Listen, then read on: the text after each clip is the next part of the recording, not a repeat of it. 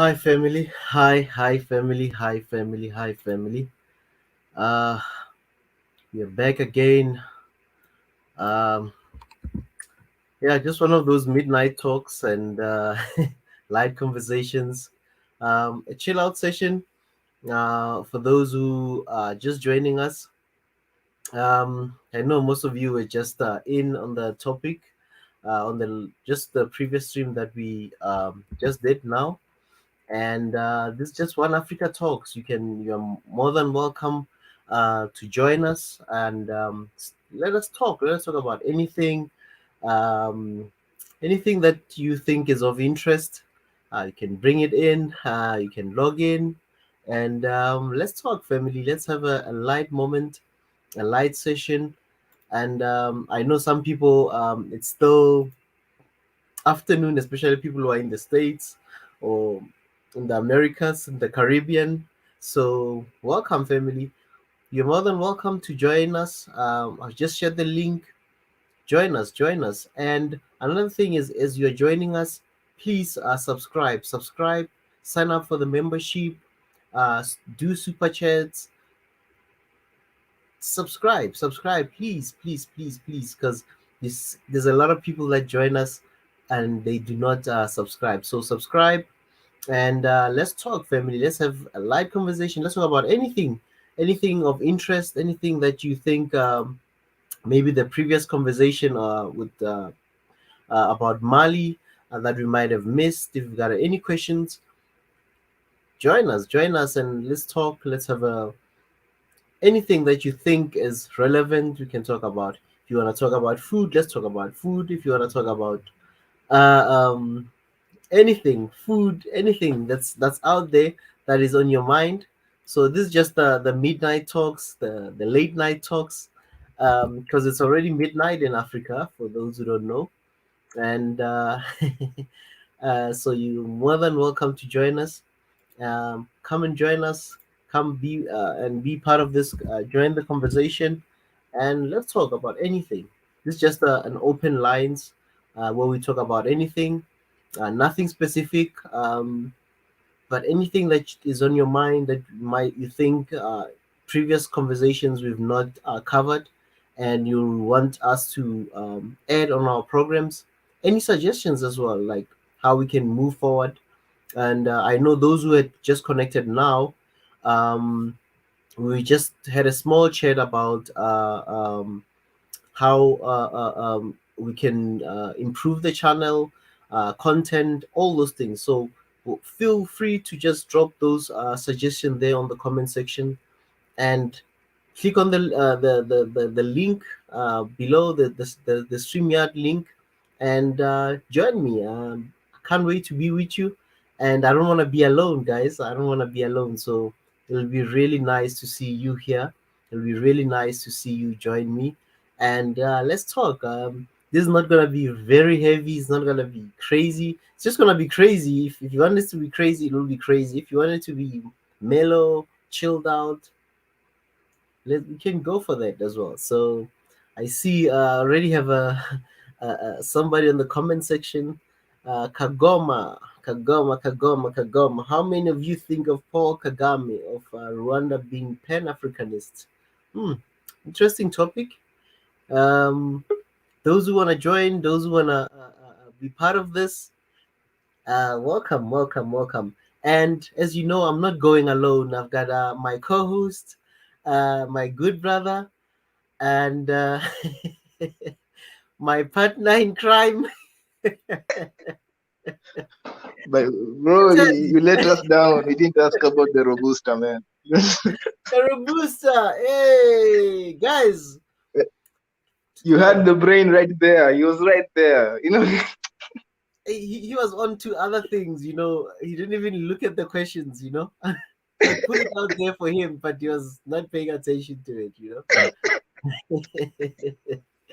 So we missed, but we will catch him. Don't worry, we'll catch him on that question on the Robusta coffee. And for those who know something about why, I mean, coffee, please, guys, especially guys who are coming from Kenya, Ethiopia, Rwanda, those places that are producing coffee in the continent. please join us and come and explain. I wish Prof. Kuru was here because he's well versed in terms of coffee, the history and the coffee beans, the types of coffee beans. So that would be really nice to have somebody who can also join us and explain the Robusta, you know. But welcome, Mandatezi. Yeah. So, what are we talking about tonight at the midnight in the midnight hour with Ezra and Tezi? Look what's happening, Mandatezi. Just check the comment section. Uh, uh, uh, uh, there's a question, and I look at what Samira had to say now. She says, "No German lady tonight." He's asking about the German lady. We hope she joins us tonight. Maybe she'll have more time to talk. And I know a lot of people had to say something about her being tipsy. So, and there was another question as well, Mendetezi here in the comment section from, I'm not sure if it's a brother or a sister, Kagoma Eigel, saying, question, how many of you think of Paul Kagame of Rwanda being Pan-Africanist? That's another question, another topic that we can tackle. And again, Kagoma is still asking, what about coffee? Do you know anything, Kagoma? You can join us and come and explain. We can find out about the Robusta. Is it Robusta or Robusta? Robusta.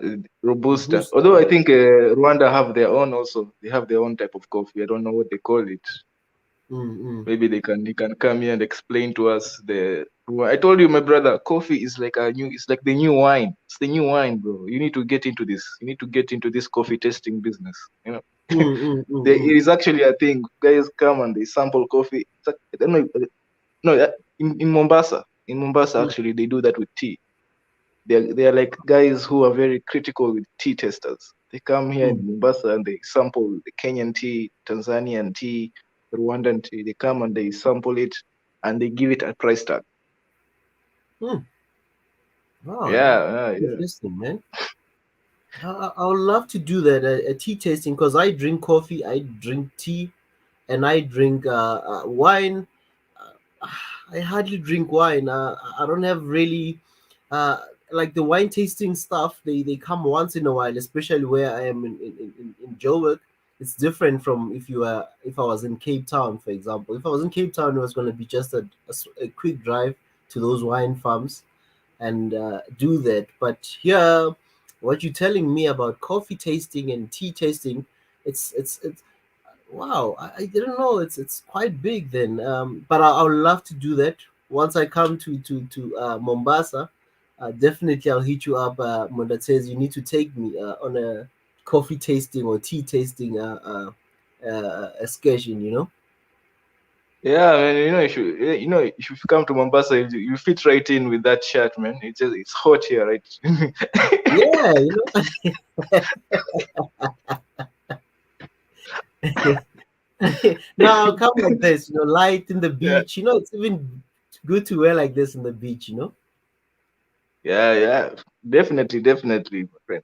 In fact, I wanted to say something about the wine tasting. I actually wanted to farm wine. There's what is it? Is it grapes? I was actually looking into that type of business, like not like farming, producing just my own bottle of wine and selling it, because I think Ethiopians, I don't see East Africa getting into that business. I think Ethiopia have it. And I was looking at it, and I was seeing that how extensive South African wine is. Like, it's really, guys are really, deep into it. Also, I wanted my own vineyard, inviting people coming to that tasting and feeling important.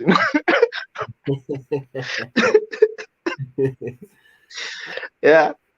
But I came to realize, I don't know if do you know anything about wine, the grapes, because I think they need a specific type of climate. Mediterranean climate or something like that. Yeah, so I hear. I'm not also well versed in terms of wine and how it's what kind of climate landscape, but I know that obviously the Cape, especially the Western Cape where Cape Town is, it has that Mediterranean climate as well, and also it's like mountainous as well. So I don't even know the soil types that are good for wine, but I know that grapes are grown in many places, and even in Egypt they also have a lot of grapes, and even here in the country in South Africa, it's not just the Western Cape where there's wine or even grapes. Um, there's our longest river. It's called the Orange River, and it's dry. It's where most it's like a desert type of environment. But there's a river, almost like how a Nile River passes through Egypt in a harsh climate. So, but there's a lot of farmers there who are doing, I think, what they call table grapes. Most of the grapes that we consume, for like at the shops where you can just buy grapes and eat. And also they have dates. They also do a lot of they plant dates on next to the river. It's a big river. It's called the Orange River. So I know that grapes are, yeah, but I don't really know the soil types, all those things. It'll be really interesting to find out how they choose the places to do grapes, and where they what kind of grapes, because there's also different kinds of grapes. We need to also, yeah, man, it'll be interesting to know about those things. Just like coffee, there's like different kinds of beans, even though we know that Arabica, it's a popular one. As the lady last night from Germany also mentioned. But I don't know, Robusta. Matazi.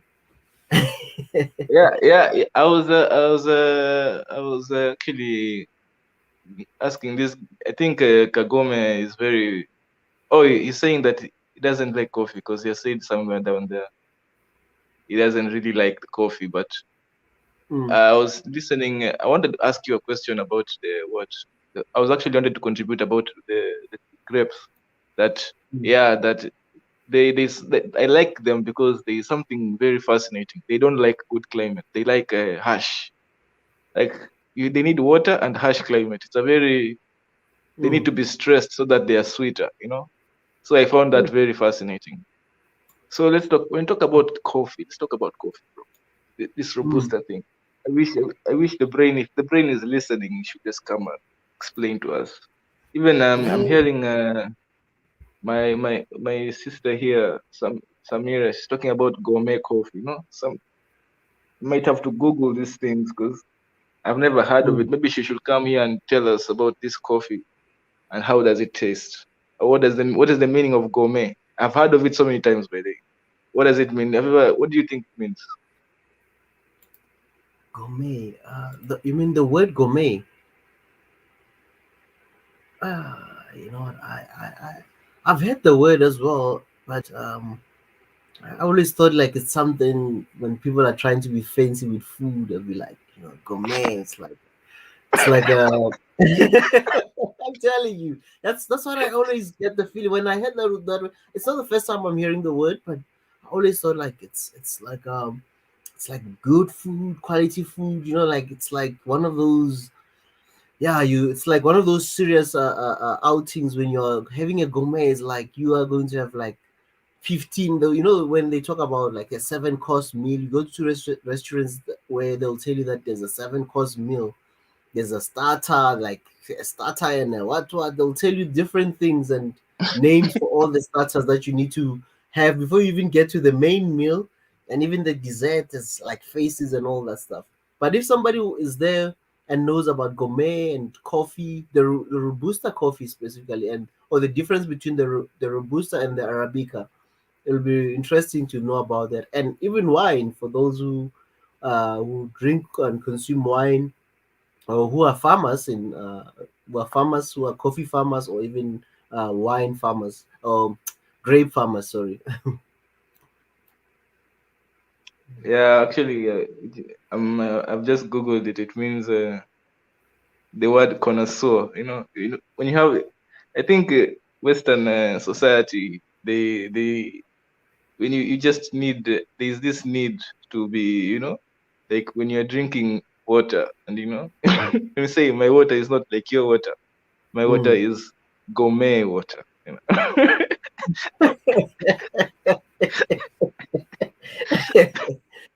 know, and they do it actually, and it's like a joke, but I think it's called sparkling water. I don't know, I've heard of it. They say, and give me sparkling water. It's not the Yeah. normal poor people water. It's not the normal poor people water. Mine is sparkling, Mm. sparkling water. Sparkling. I don't know. What does that Yeah. mean, man? Yeah, the sparkling water thing. I think I'll prefer mine still, just because with sparkling water, it's sort of a bubbly water. It's like how do I explain this? It's like yeah, it's like it's like a bubbly water. It's not really. I prefer my water just pure, straightforward, like this one. I've got a glass of water, and so with the sparkling water, it's almost like for me when I drink sparkling water, I always get the feel of like having a soft drink, like it's just like some a soft drink, that soda, which just doesn't have any sugar or anything or any coloring to it. That's the feeling I get. So I'd rather just have my water pure, no sparkly, no bubbly, nothing. But some people prefer that kind of water because they want to burp after drinking the water quickly. It helps them with that. But for me, I prefer mine still and just quite pure spring water.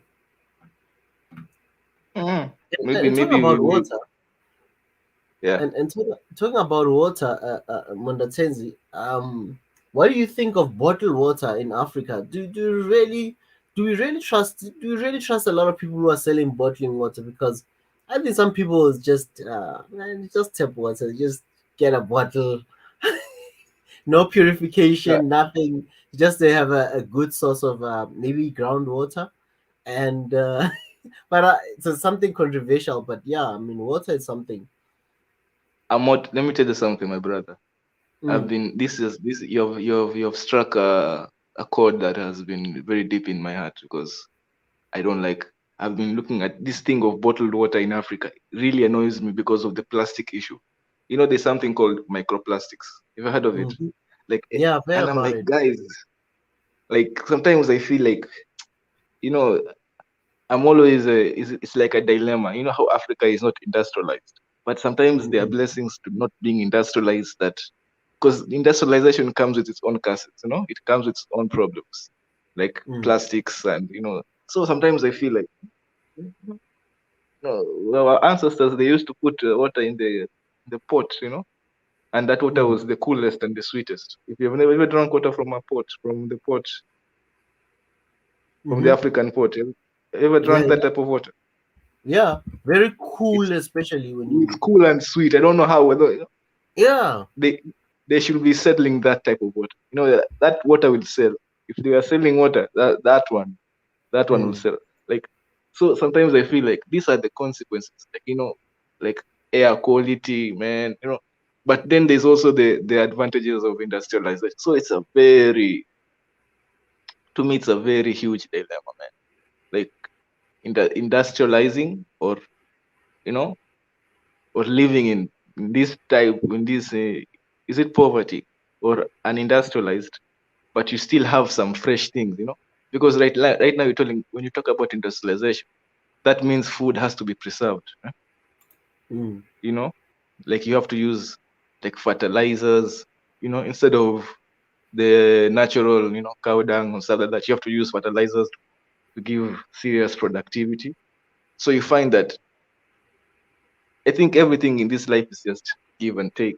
But to go back to the water issue, yeah, I don't think Africans, we trust our water. We are already used to this bottled water. I don't and actually, if you look at all over the world, I think Africa has one of the most expensive water when it comes to drinking water. I think we're the most expensive. mm.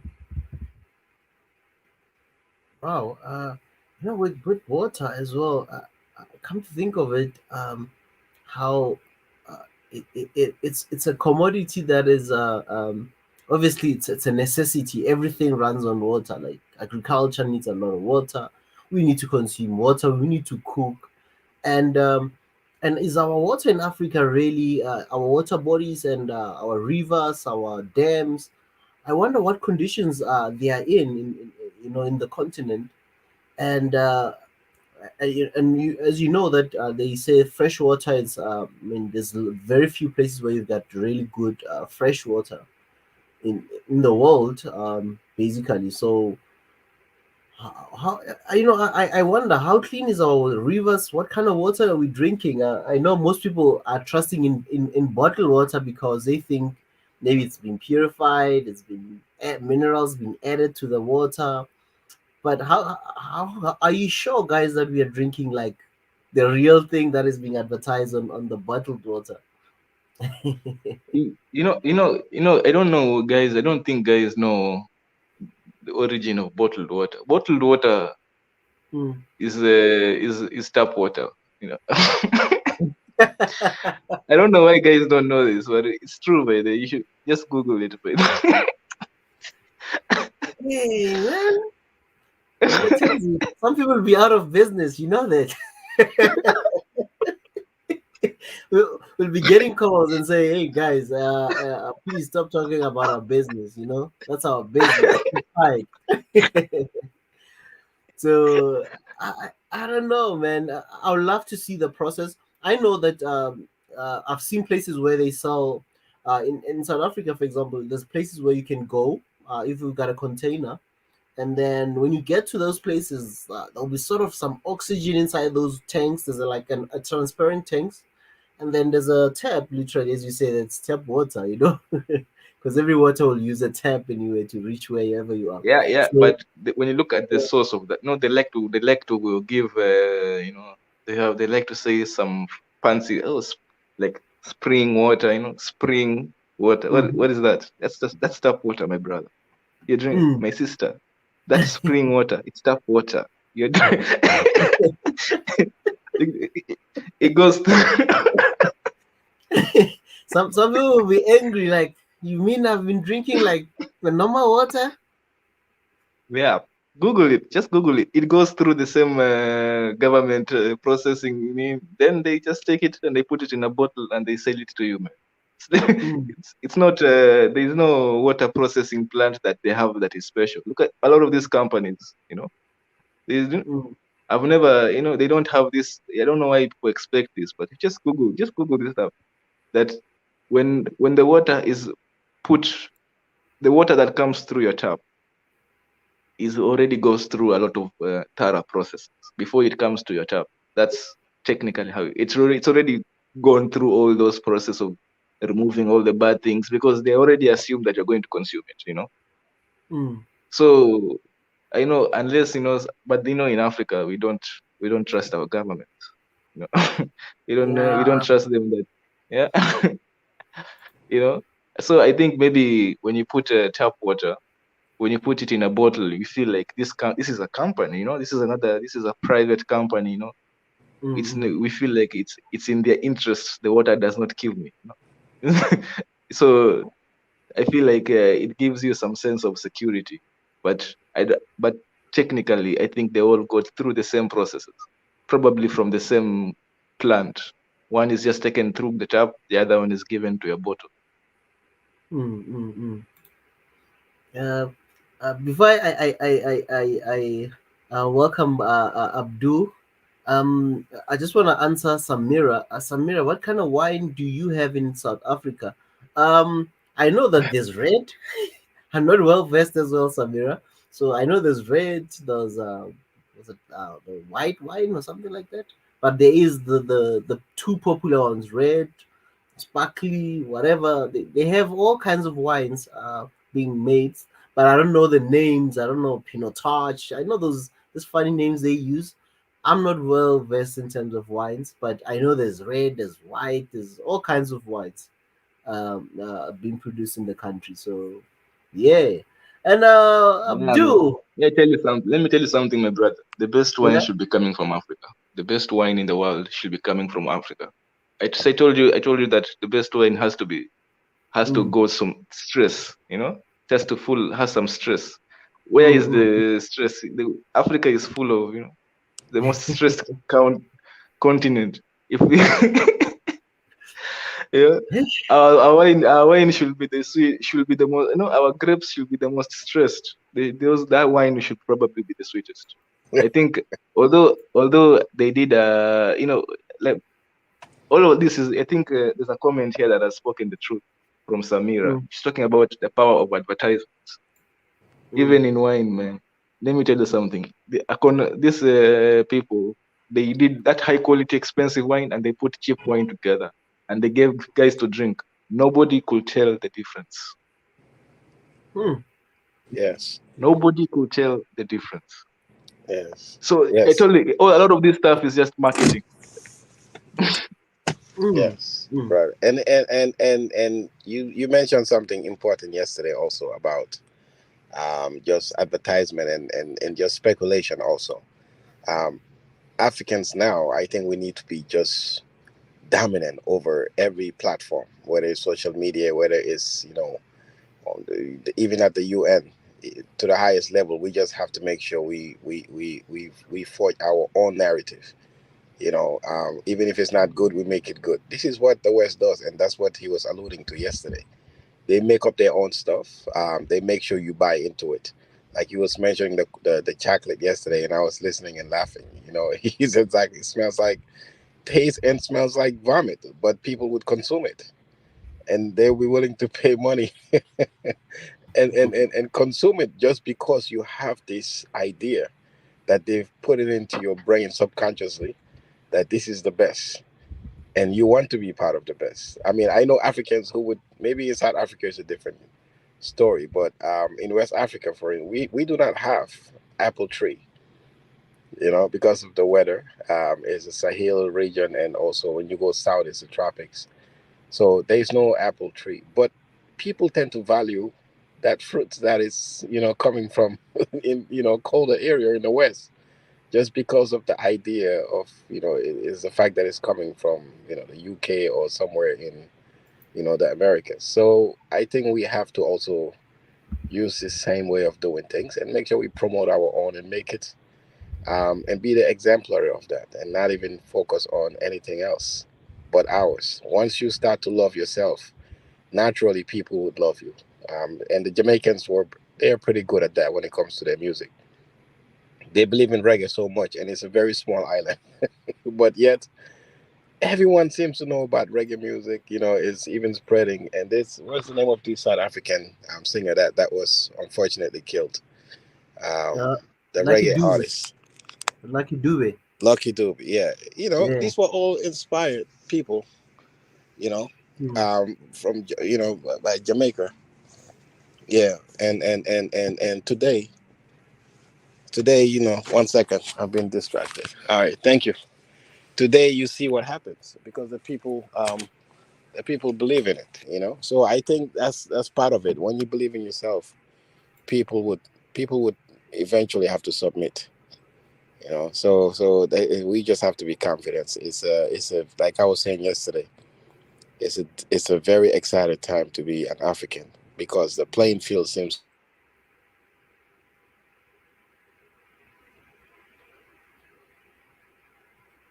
be level. Abdul.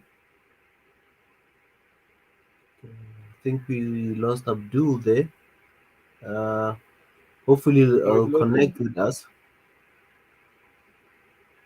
I wanted to ask him a couple of questions. He's from the Smiling Coast, right? Yeah, Gambia. Yeah. Yeah, their president just got sworn in, for the second term. So I wanted to. There were some good questions I could have asked him, but he's genuinely light. In fact, my brother, I was going to lead up to this. Africa, we should have our own, our own gourmet vaccine. Just our gourmet V, man. Just push it, man. Like, let me tell you something, my brother. I think Africans we need to understand how the game is played. We Exactly. we need to look. we need to look at ourselves. We are healthy, man. We are one of the most healthiest people in the world. We as Africa, we are most healthiest people. We can really push a lot of lies about our health, man. We can really push, like, yeah, drink this, you'll be healthy like Africans. Just we can we can really push products. I'm telling you, man. I'm just like, you want to be told like those Sudanese, South Sudanese, you want to be told like them. Take this. This is what they take to become tall. You sell that thing, you see how tall you see. That's it, man. That's it. Oh, you want to win records like the Kenyans? You want to win running marathon records like the Kenyans? Take this. This is what they take. This is the product. We will be having billion-dollar companies here selling just the same nonsense that they are sold in the US, and the same nonsense they sold. We should be playing the game. We should not. We are too. I think we are too stuck into like I said yesterday, we are too stuck in the rules. We're too stuck in, oh man, that's not fair. But the world is not fair. Everybody knows that the world is not fair except for us. It's a fact, man. Everybody knows the world is not fair except for us. Us, we're the ones who think the world is going to be fair for us. And I wish I had come to the previous talk. Maybe I would have contributed that when we complain about the West. I feel like everybody in the world is giving us side eyes. Like, don't you know that? The West are unfair. Like, everybody knows the world is unfair. Everybody does what they want to do. The whole world does what they want to do. Everybody. Right now, Russia wants to invade Ukraine. In Africa, let me tell you something. In Africa, we'll never dare that. But Russia is like, we are invading Ukraine. And look what America did. America said that, America was telling Ukraine, hey, when anybody invades you, we will come to protect. We come to protect. Now America's like, Russia, don't do that. Russia, don't do that. When you do that, you're on your own. You're on your own. Yeah, yeah, man. Like, guys need to understand that everybody in this world does what they want. There is no, the rules are for the losers, man. The rules are for losers. Everybody, don't look at it. Oh my God, America will never do this because they have this rule. Don't lie to yourself. I agree. I think, if you remember when when the U.S. was so keen on invading Iraq, the UN came and they had this special session at the UN. All these member states came. They said, we don't have any proof. And then Colin Powell went over there and just showed them a fake, he presented a fake PowerPoint presentation on, the weapons of mass destruction in Iraq. And they just went ahead and did what they had to do, and the world is still looking forward to that, weapons of mass destruction after all these years. They've left Iraq in a worse state. They have terrorism now, way worse than when Saddam was there. But they wanted to go in. No one could stop them, even the UN. They have to do what they have to do. And this is sometimes, it is what it is. You have to do, as a people, you have to be confident. But it's only us, unfortunately. We are like fools, We are always the one trying to follow the rules, When they come, go at the UN. We don't even have a permanent seat in the UN. You're talking about a continent of over 1 billion people. We're not even represented. And yet, we are the first to go there at the UN special session. Yeah, let's go. And we are not even valued. So we need young leaders who are going to be fearless, whether they lose their position, because if you want to be a leader, you have to be willing to pay the ultimate sacrifice, which is being assassinated. Great people, even in the West, you look at all these guys, even George Washington, he was a general. They were all on the death penalty list. The British was looking for these people, the founding fathers of America, Thomas Jefferson, all of them, they were all on the wanted list as criminals, as terrorists, but they believed in what they believed in and they went for it. Africans, one of our characteristics is that we are afraid to die. Once you hear a gunshot, it's your parents who are going to tell you to get in the house first. Get in there. So they know our psychic. We're very peaceful, which is great. But we have to be very outspoken. We have to be determined in what we're believing, and we can still be diplomatic, but let's not be fools, because like the brother is saying, these things really, they don't really work, man. How long have we been begging, man, that we want full independence? Look at South Africa. Nelson Mandela had to go to jail. If he was not a terrorist, we'll still be talking about apartheid in South Africa, man. Trust me. But he had to be a terrorist. You say, you know what? Let me just take that bad label. I'll be a terrorist and go to jail, man. But he, blow up some few things here and there, and they, he was trained and he was willing to. He put his life on the line for change. This is how change happens. You don't just sit back and just comply. Sometimes, if you believe that you are on the right path and you are, justice is on your side, there's no need to, your physical body is just your physical body, but your ideas, he's dead today, Nelson. But yet, everyone, you Google Nelson Mandela right now, you will see hundreds of people still talking about him at this very moment.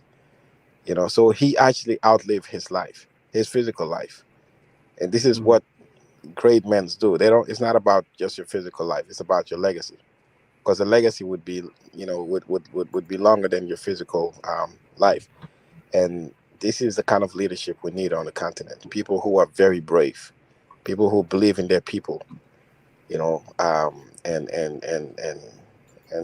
I think we're getting there, though. Yeah, man. I keep saying this, my brother. Like when we complain that that every time, I know, my brother from Nigeria to Niger, he always disagrees with. And I agree, and I understand his perspective. But me, when I usually avoid complaining about white people, bro.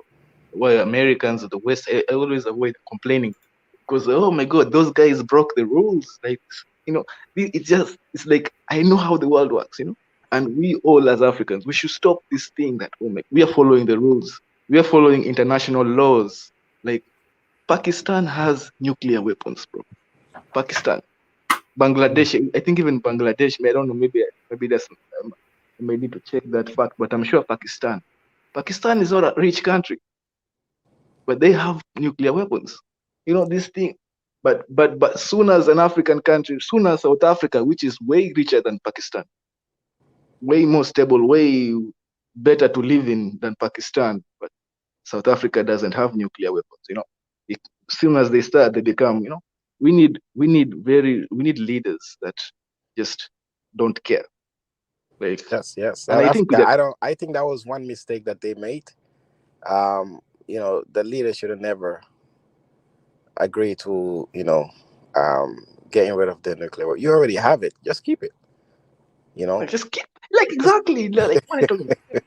If you want to come and take it, we will send it to you. Just keep it. If you want to come and take, because that's, if they want to come and take it, we will send it to you through the air.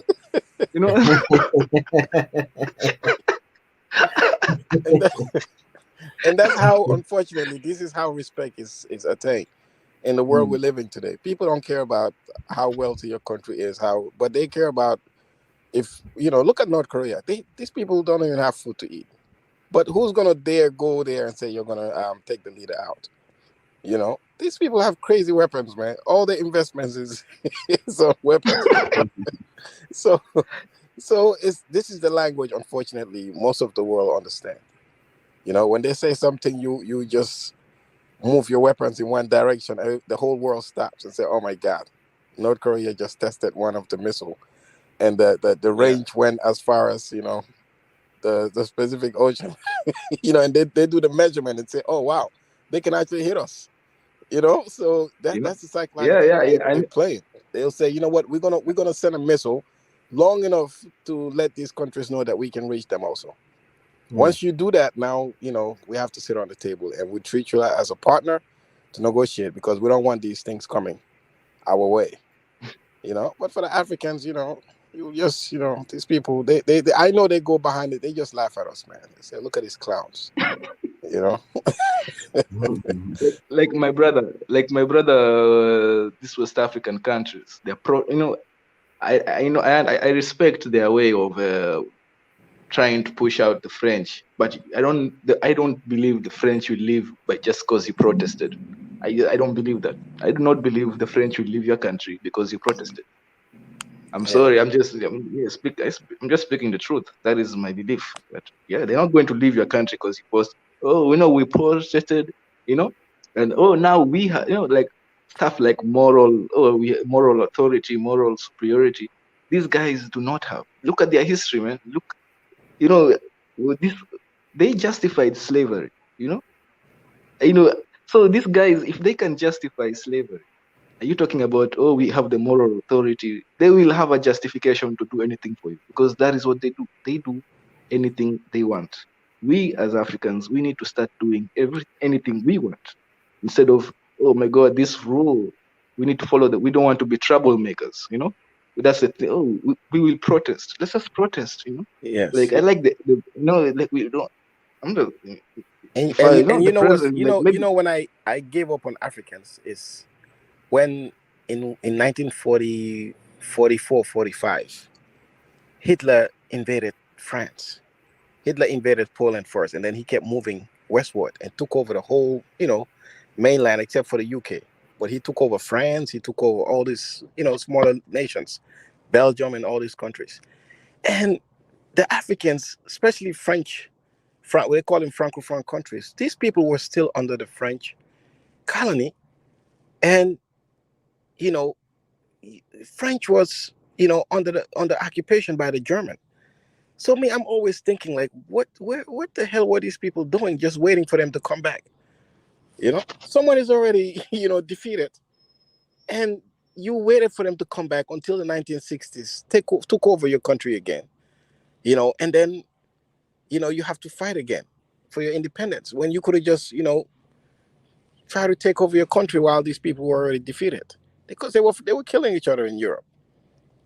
So that history always, sometimes my mind always goes there. And unfortunately, there were people, even Africans, who were under occupation, still fighting. Still fighting for the French. While their people were being tortured and subjugated to so many, evil things. So sometimes, when you see an opportunity, you don't wait.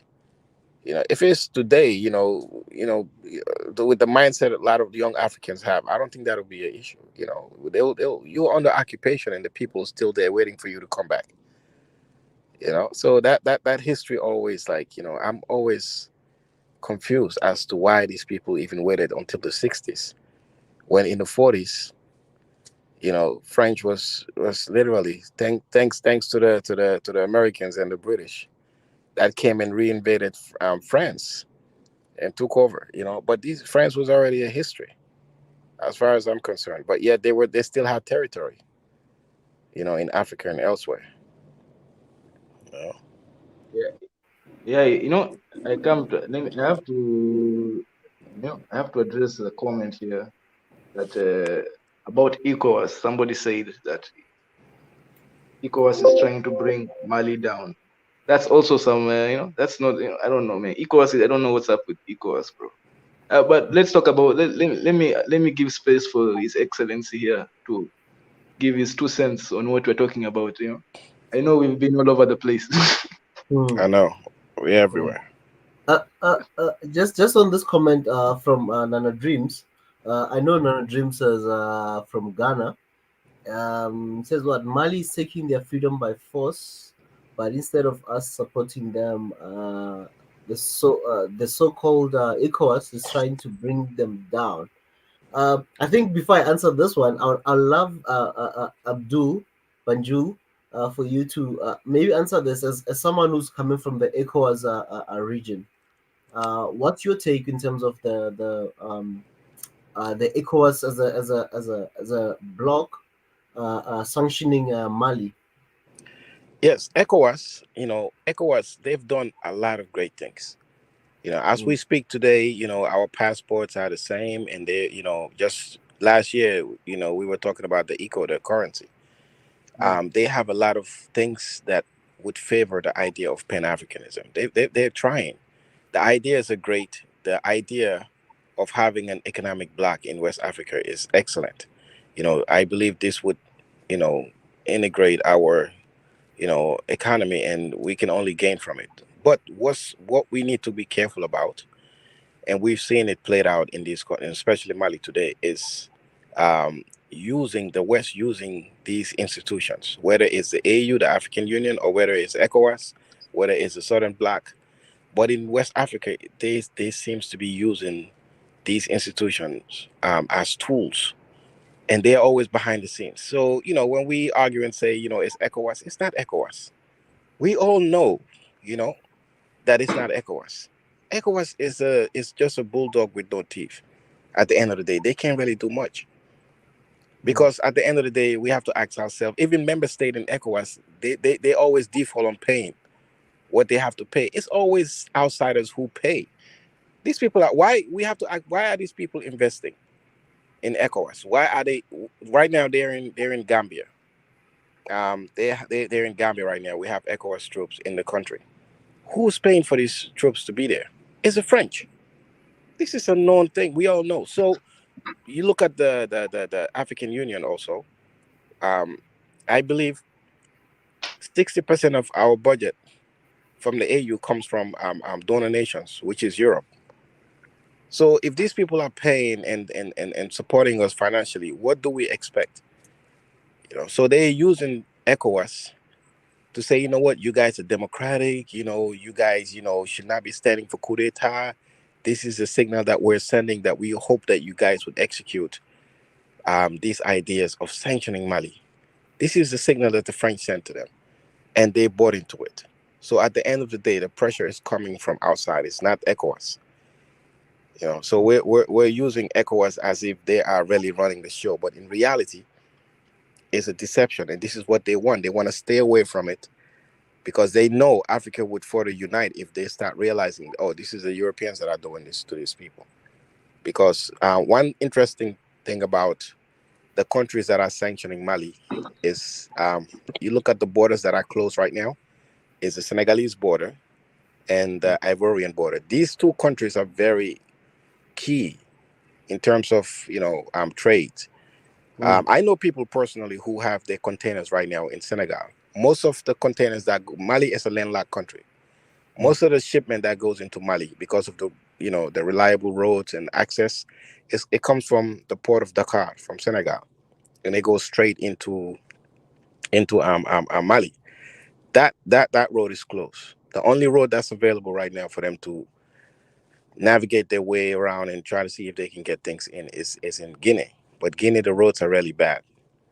So that's an issue. And Ivory Coast also is a huge economic hub for Mali. And it's just so sad because these people are related. The brother that was here earlier mentioned, the Mali Empire. These people are the same people. If you really check, they tend to speak the same language in these border frontier areas, especially with Ivory Coast. They tend to speak the same language. They come from the same history. They share the same history. So for them to do this to Mali is really it's very unfortunate. It's very unfortunate. The French, I know a lot of people don't like to say this, but they have two big partners in Africa, in West Africa right now, the Sahel region especially, which is Senegal and Ivory Coast. These two countries are definitely there to help the French. Not the people, but the apparatus that is there definitely is in favor of the French, and the hypocrisy is clear. Anytime you see you look at the previous president in Guinea, he was a very close friend. He allied himself with the French.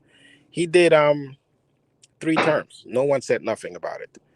And the brother was alluding to that. Um, most of these countries would do things that no one would object. As long as you are close to the French, you're good. But Mali right now, what they want to do is to shift away from the French. And this is not going to be an easy fight. So for us to say this is ECOWAS, we really don't understand the nature of how how complex and the way French really deal with it. When we say the French killed Thomas Sankara, we're not saying that they did it physically. We know that they killed him because they they supported the guy who killed him. You know, when we say that the colonialists are behind Ethiopia, we're not saying that they're physically fighting Ethiopia, but we know the influences. We know what they want. You know, so they are never there physically, but the influence is there, and you know they're working behind the scenes. And we have to look at history when we're looking at these things. We have to look at, because we cannot go into this hypocrisy of saying ECOWAS has a standard of dealing with things. No. And what is wrong with having military in Africa? I mean, why are we even indoctrinating ourselves with these Western ideas? Saying, yes, it has to be a civilian government. And we've tried all these things since independence. It doesn't matter whether you're civilians or military to me, personally. Paul Kagame, I believe personally, the reason why Rwanda, we're all praising Rwanda today for so many accomplishments, is because the guy was a military guy, and he came with discipline, you know, and he did what he had to do. And he's been there, I believe, since 94. But it looks like he figured out a way to really develop his country. And most Rwanda, from what I'm seeing, are not complaining that he's been there since 94. They're eating 3 meals a day. They're safe, and this is what most Africans, just basic standard of living. That's what your civil rights would be about. You know, society is good. You're comfortable. You're feeding your family, and you have security. And he's doing that for his people. So who cares about whether he was a military guy? Ghana today is Ghana because of Rollins, the military strongman who was there. He did a lot of stuff as a military guy. You know, so every country, the context is different. So ECOWAS, you know, they need to just be, you know, they're not in charge as far as I'm concerned. They are not in charge. So we should not really give the French what they want, you know, what they want, which is to use to say and blame ECOWAS and then forget about the real evil behind the scene. So that's my take on that on that issue. Wow. Wow. Okay. I see somebody as well from the ECOWAS region. Brother to Niger from Yeah, the I giants think of. he was part of the guys who signed that paper to sanction Mali. Nah. I'm not. I'm not. And you. See, but you have to admit what that Malian this president did wasn't exactly ideal, or the military leader. What he did, he went and said he was going to conduct election for February. I went and cancelled it. The word he gave to his own fellow African brothers, he went and broke it, knowing fully well his country is landlocked. You know what they say in our culture? Use your tongue to count the number of teeth in your mouth. When you give your people your word and you know the situation you are in, it's not going to kill you to actually live to your word.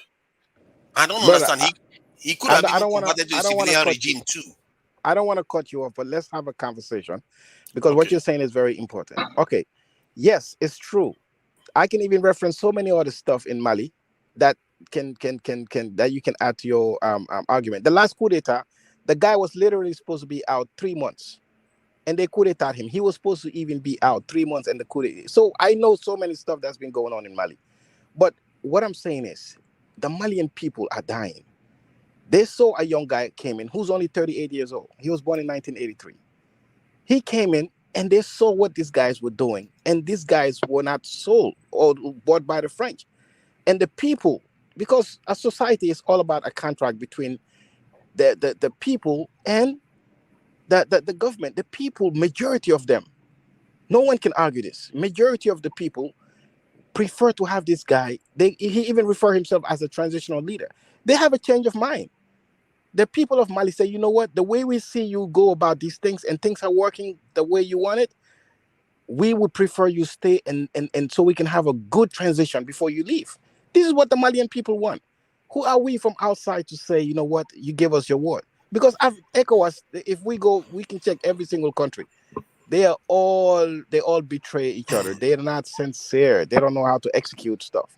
You know, I mean, this is I don't know. It's just See, if you look at it, try to understand. I know from your point of view, you are passionate about these things. You know, Hitler was elected by his people. Just because people side with somebody doesn't mean you will say, okay, the person is good for what they are doing. When somebody reneges on their word, that is a concern. And if you say the people say, oh, let him stay, okay, why didn't he run for the next election? He could have just run for in February and won the election if he's so popular. That's fine, go. Instead of reneging on your word, you could go the other way around and save all your country all this hassle and the division on the continent, like we are having this discussion now. And I don't understand how somebody can usurp power. First, you took power because somebody that person was not doing it very well, and then you come into office, you start with reneging on your word to your African distinct counterparts. And when you say ECOWAS is controlled by the French and all the rest of it, to an extent, maybe, but they don't control Nigeria. The reason why Nigeria is in trouble as it is because the French and Nigeria, they are in a tussle for control of the region. And to say that ECOWAS doesn't have any teeth, ECOWAS has been around since the 80s. They've gone to Liberia, they've gone to Sierra Leone, Gambia to enforce the rules. And I agree. Maybe you think that democracy is not the ideal form of government in Africa, but all African countries have signed on to that. Even this thing yesterday, I think it was yesterday or day before yesterday, when we were talking about the defense pact African leaders signed up to. It contains encouragement of democratic institutions and democratic governments. So whether it's for our own, for better or for worse, it's what we have signed up to. And I have said it before, just because it's like, oh, a Western system doesn't necessarily mean you will not take it and make it better for yourself. It's what suits us. If he's saying that he wants to become a military leader, let him say, okay, yeah, I want to be a military leader for 10 years before I leave. Fine. 2 years, fine. But say it once so that your African counterparts don't go and start sanctioning your country because you renege on your word. And I don't think we should necessarily, because all we see of the leader so far is a leader, one, that took over power without consent. The secondly, reneged on his word. That's all he's got on his record from an external point of view. I agree with you. We are on the same page when it comes to, you know, his promise, breaking his promise. But what I'm saying is, if we use the same strategy in Africa, then all our leaders should be out of office. You know, that's what I'm saying, because we're not there yet democratically. Which one should be out of office? Which one would you say should be out of office? The Guinean president he created that coup d'etat on himself. The Guinean president who was just ousted, he served 3 years. The constitution said 2. Okay. Yes. Macky Sall right now, as we speak in Senegal, he is fighting towards that. That's why there's protests and people, and he's locking people up because they don't want to give him that the people, you know. So it's so many leaders on the continent. No, it's not as many as you are making it sound. I'm talking about West Africa. Yes, Nigeria is a different. I understand you, especially with the history of Nigeria. The Guinean president, I agree with your statement that the Guinean president, what he did was wrong. But ECOWAS or African Union didn't agree as a kind of general standard that they need to oppose democratic presence from changing the constitution to favor themselves. And I strongly believe they need to do that, because that's a blind spot. Because anybody that is in office can usurp power to change the constitution to extend their term in office, which technically is a coup too. So that needs to be put in place, but they have not put it in place, so they cannot say, okay, that Guinean president is not allowed to do that, and so they will punish Guinea for it. They can't until they put that on this, because everybody has to sign up to it. You know, you can't just make up laws. And the only law they know of is that they want to stop military takeovers. Because Nigeria, see, I look at it from my point of view. Nigeria is 200 something million, and Guinea, Mali is 20 million, and a military regime took over Mali. And if you don't discourage that from happening, the next country could be Nigeria. The next one could be Ghana. So you see what I mean? Yes, but what I'm saying is to eradicate coups, because at the end of the day, trust me, it's the people who would entertain such African youth, right? So what I'm saying is, I've seen youth in Burkina Faso and in Niger stood up in front of tanks, and some were even killed. So this generation that we're dealing with today is somewhat different. People are frustrated. They are poor and they are frustrated. What I'm saying is, we have to make sure that these rules that are on paper and realities is not the same. The problem we have today is not the military, to me personally, is these so-called democratically elected leaders that we have. The level of corruption that we're seeing in our face. These are the people that are encouraging military people to take over countries. I believe this is the problem. The problem is not the military. If we want to fix this taken over by military, we have to fix the root cause of it, which is so-called civilians embezzling money. The country has been back since independence. We haven't, like they always say, Ghana and China economy used to be very close to each other back in the 50s. In the 50s, China was in a civil war. Look at China today. Nigeria could have been Nigeria is a hope for West Africa, as you know. Even this ECOWAS funding, most of the money comes from Nigeria. When it comes to member states, most of them, including my country, they default. They don't pay. Exactly. Most of the money They comes don't from pay, and Nigeria. the Then money, how do the you rest of the think that the money comes French from is the one outside. calling the shots? The French right If now, as I was saying, they are the ones sponsoring their mission in Gambia right now. It's the French. So these people, they're not just helping out. Nothing comes for free. Sometimes the reason why this is happening to Mali, and I'll repeat, is because the French are the one who are holding ECOWAS under pressure and saying, this is your rules, this is what you said. You have to abide by your rules by putting sanction on your people. I don't think we should make everything about the French, because I know the French are boogeymen. But when you have a country like Nigeria, as big as Nigeria, as a majority, that's basically in ECOWAS, Nigeria is a majority country, even in population, not to mention contribution and GDP, name it. So it's almost like saying Nigeria is controlled by the French. No, Nigeria No, is no, they're not. But what the French are doing, maybe I'm not. What the French are doing is they are holding ECOWAS, like you're saying, like we're all signatories to these rules and democratic norms, and that we want.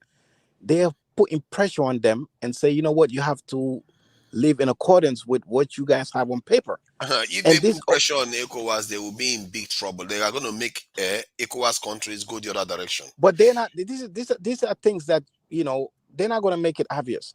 The problem with the French with Mali, if this guy was a puppet, we wouldn't be talking about sanctions. The French would have made sure they do what they have to do. They play their cards well. The reason why, because Mali took a decision to shift away from French. No, They open. come on, man. No, We shouldn't forget the middle. When the guy took over, African ECOWAS members went there to talk to him. It wasn't the French, it wasn't anybody. They went there to talk to him. He gave them his word. And this is a very serious situation. Many of these people that are coming to talk to him, they are not talking to him because, oh, they care too much about Mali. They care too much, they worry about their own countries too. So when of they come and course. talk to him, he gave them his word.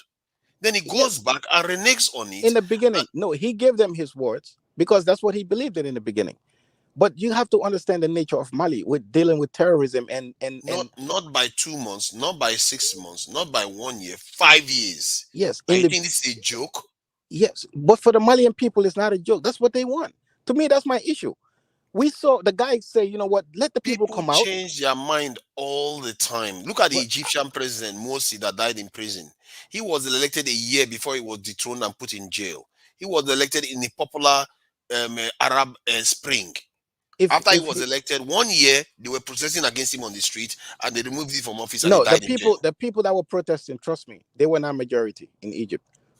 If you were to hold But a that fair is the election, point. That is what if you you don't were to hold, understand. But that's the why I first said, one that brought him into office was this thing was a popular uprising by the Egyptians. That's the spring right. This in Arab Spring. yeah, Arab Spring. So Yeah. that brought him into office. Then within a year, because he did a few things, they don't like it now. In other words, that's what they call in the UK exposure.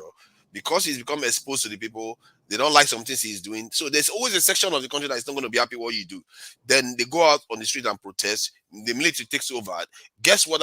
Military this in the military Egyptian military did when he took over. Within not very long, he conducted an election, and now he's still the president as a civilian. This is what the Malian president could have done, the military leader could have done, but instead he just went flat out to just treat West African countries, ECOWAS, as if they were children. Because what he did there was a bit of a slap in the face. Because you tell somebody you're going to do something for February, then you come back and just announce 5 years, But if the probably people, without consulting them. because number one, Mali is at war. Okay, Mali don't need. I spoken to Mali. I have so many Malian friends and family members, for that matter. Just before I came in here, I was speaking to someone right now in Mali. He's stuck over there. He's supposed to be going to Gambia. What I'm saying is, Malians are at war with extremism in the north. They don't need. The guy told me they don't need a civilian, right? They need exactly what they're saying in front of them.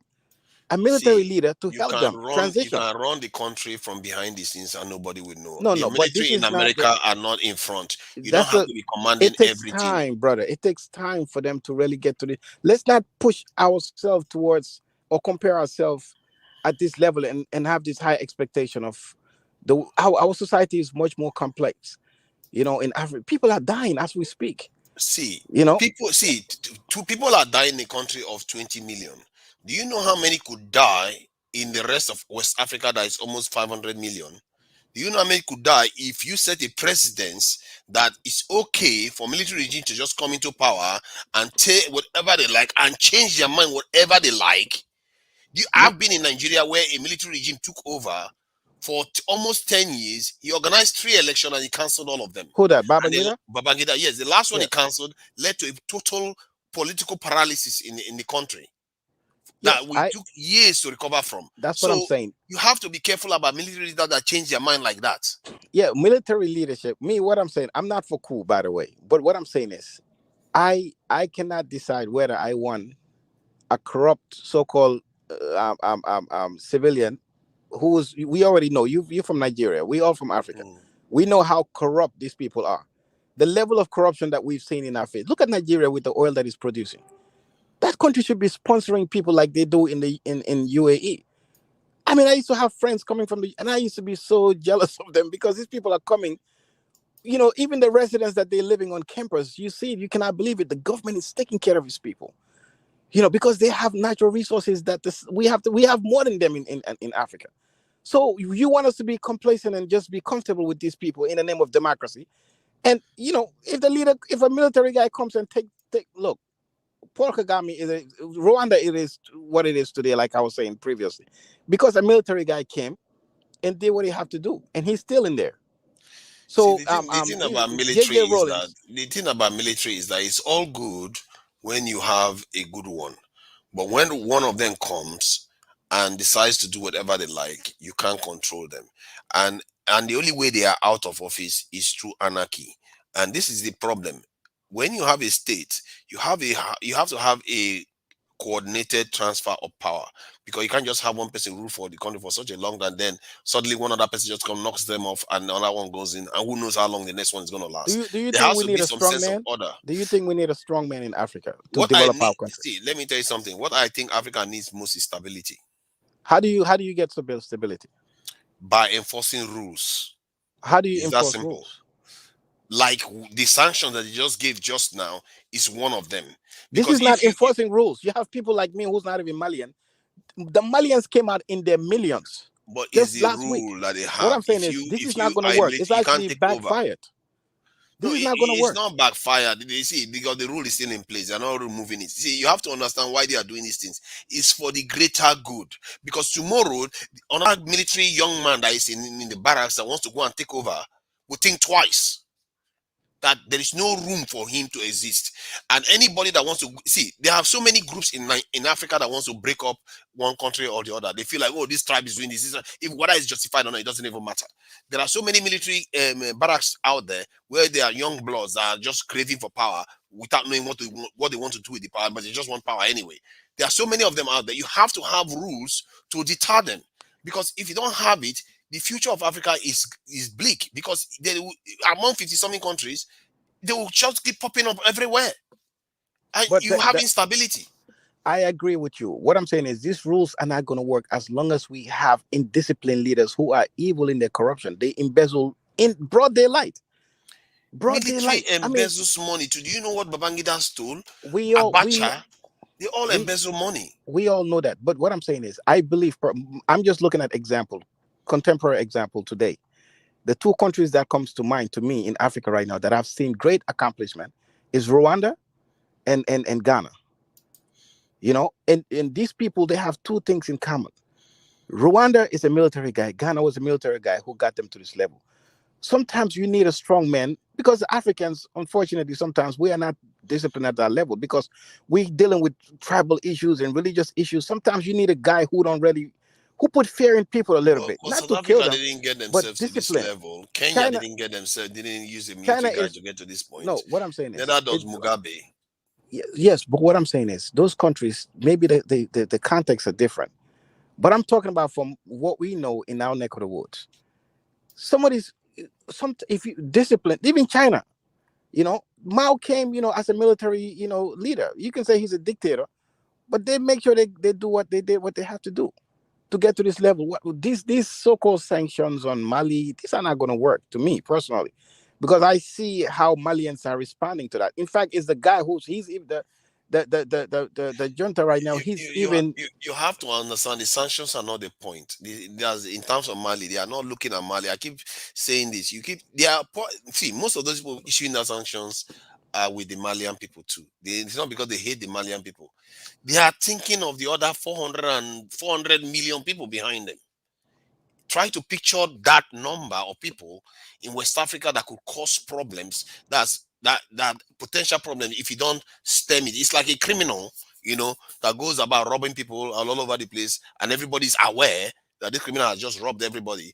And then when the government catches him or the police catches the criminal, they were like, you know what, you just get a slap on but the what I'm wrist. saying is the What do you think is criminals going to the, happen the next? Another criminal criminal will is go and rob. the criminal is the civilian, so-called civilian guy who is being No, elected democratically. it's a military dictator that took over. That's He's what the I'm one saying that is the is regarded problem. as a rule To breaker. me, to end this problem of military takeover, we have to look at the real criminals. The real See, there are criminals is always not. criminals everywhere. Look at the UK; they just wrote off £4 billion as fraud. Yeah, Yeah, just wrote it off. We'll pay for the fraud. It's okay. So the UK government, you can't believe the kind of embezzling that goes on here. You yes, think it's everywhere. It's rampant. We know exactly that. But so, at least in but their Africa, country is still functioning. in the UK or the West, when they embezzle, they at least take, they reserve fund for the poor. you know. But See, for us, when they embezzle, they go in overdraft.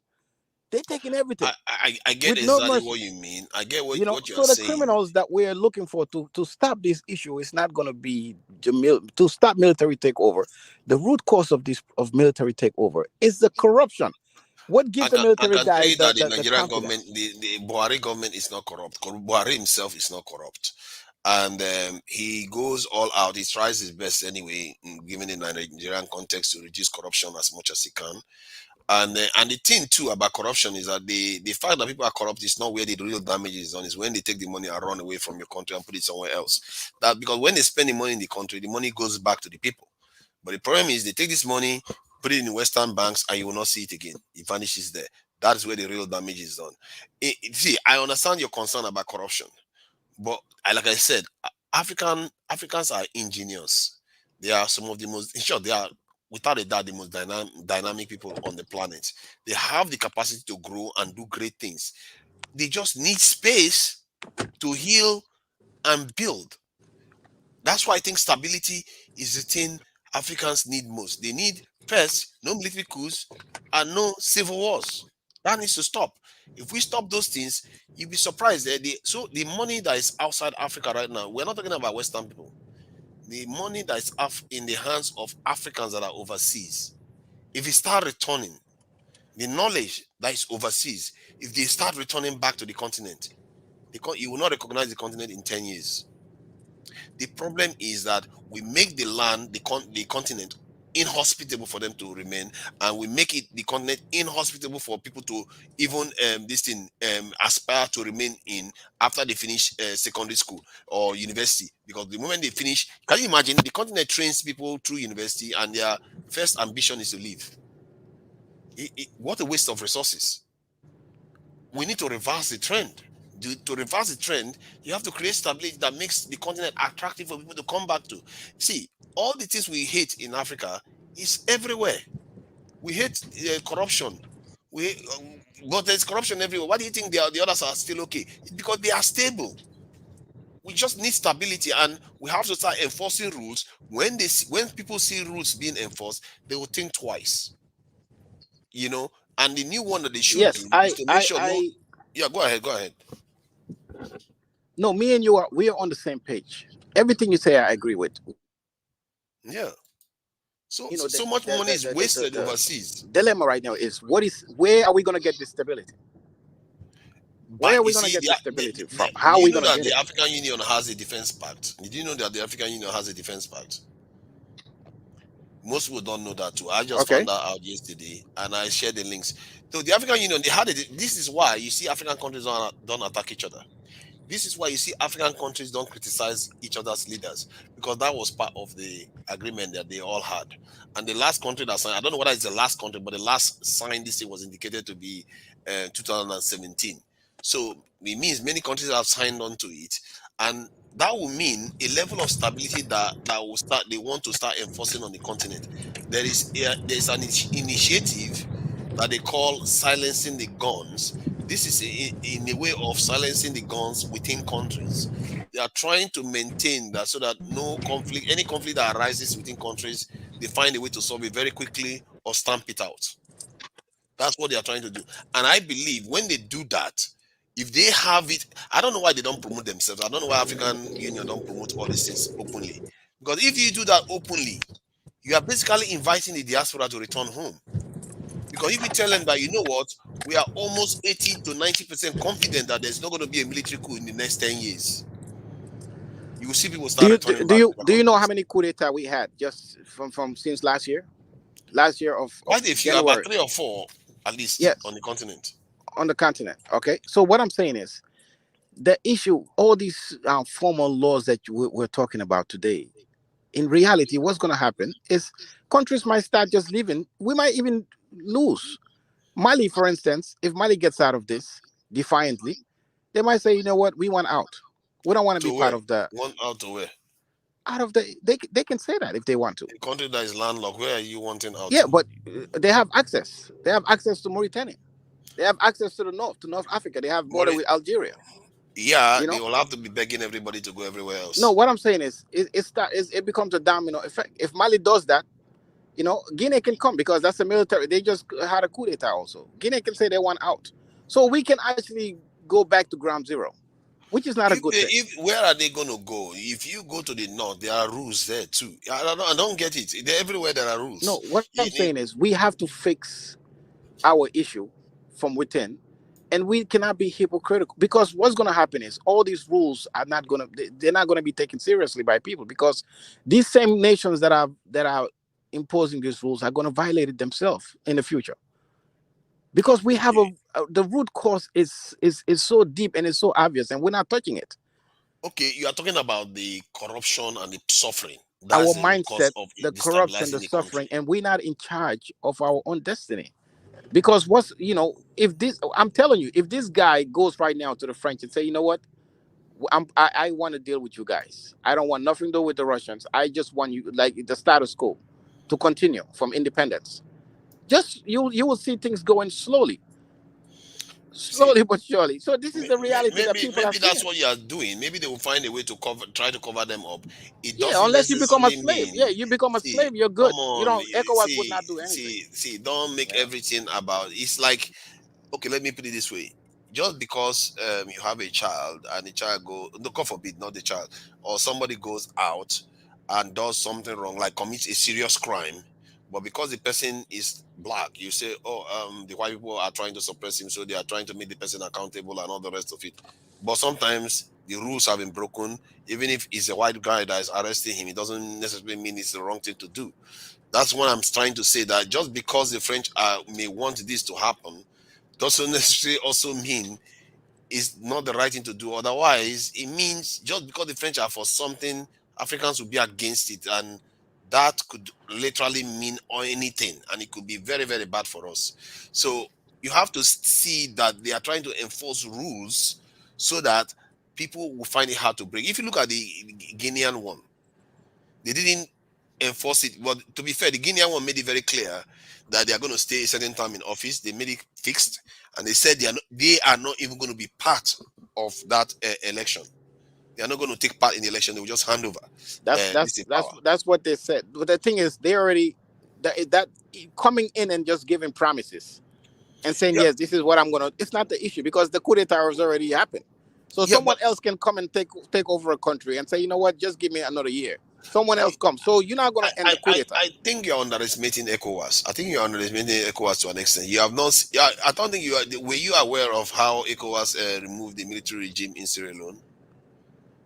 Say it again. There was a military coup in Sierra Leone, I think in the 90s, and they took over today. The next day, ECOWAS was at the airport. Yes, with 10 Strauss. weeks or so. Yeah. Then they took them. They took them out of office. So you have to understand that ECOWAS has a muscle if they really want to remove that military regime from office. So, Yeah. but you have to understand why they are doing what they are doing, because they are not democratic. Because the military regime that did that in Sierra Leone was Abacha in Nigeria, but they are trying to do it in a democratic way to say, okay, we put sanctions on you. You come and give us something that we can work with. If that president says, you know what, in 6 months I'm going to organize an election and I will run as part of the election since I'm so popular. African Union, Western ECOWAS will not have any issue with that. Well, ask yourself, why does he not do that? He doesn't take anything. He will still get everything he wants or everything you believe he wants. So why does he not do that?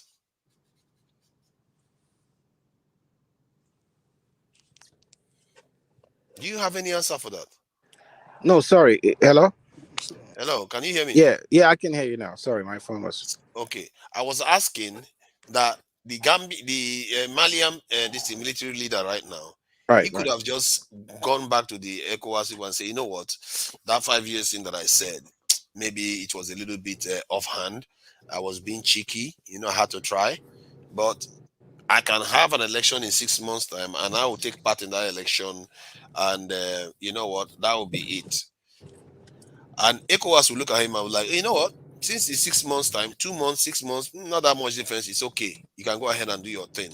And in 6 months, it will be over anyway, because if he goes and become a civilian regime, ECOWAS will have to leave the sanctions. You see what I mean?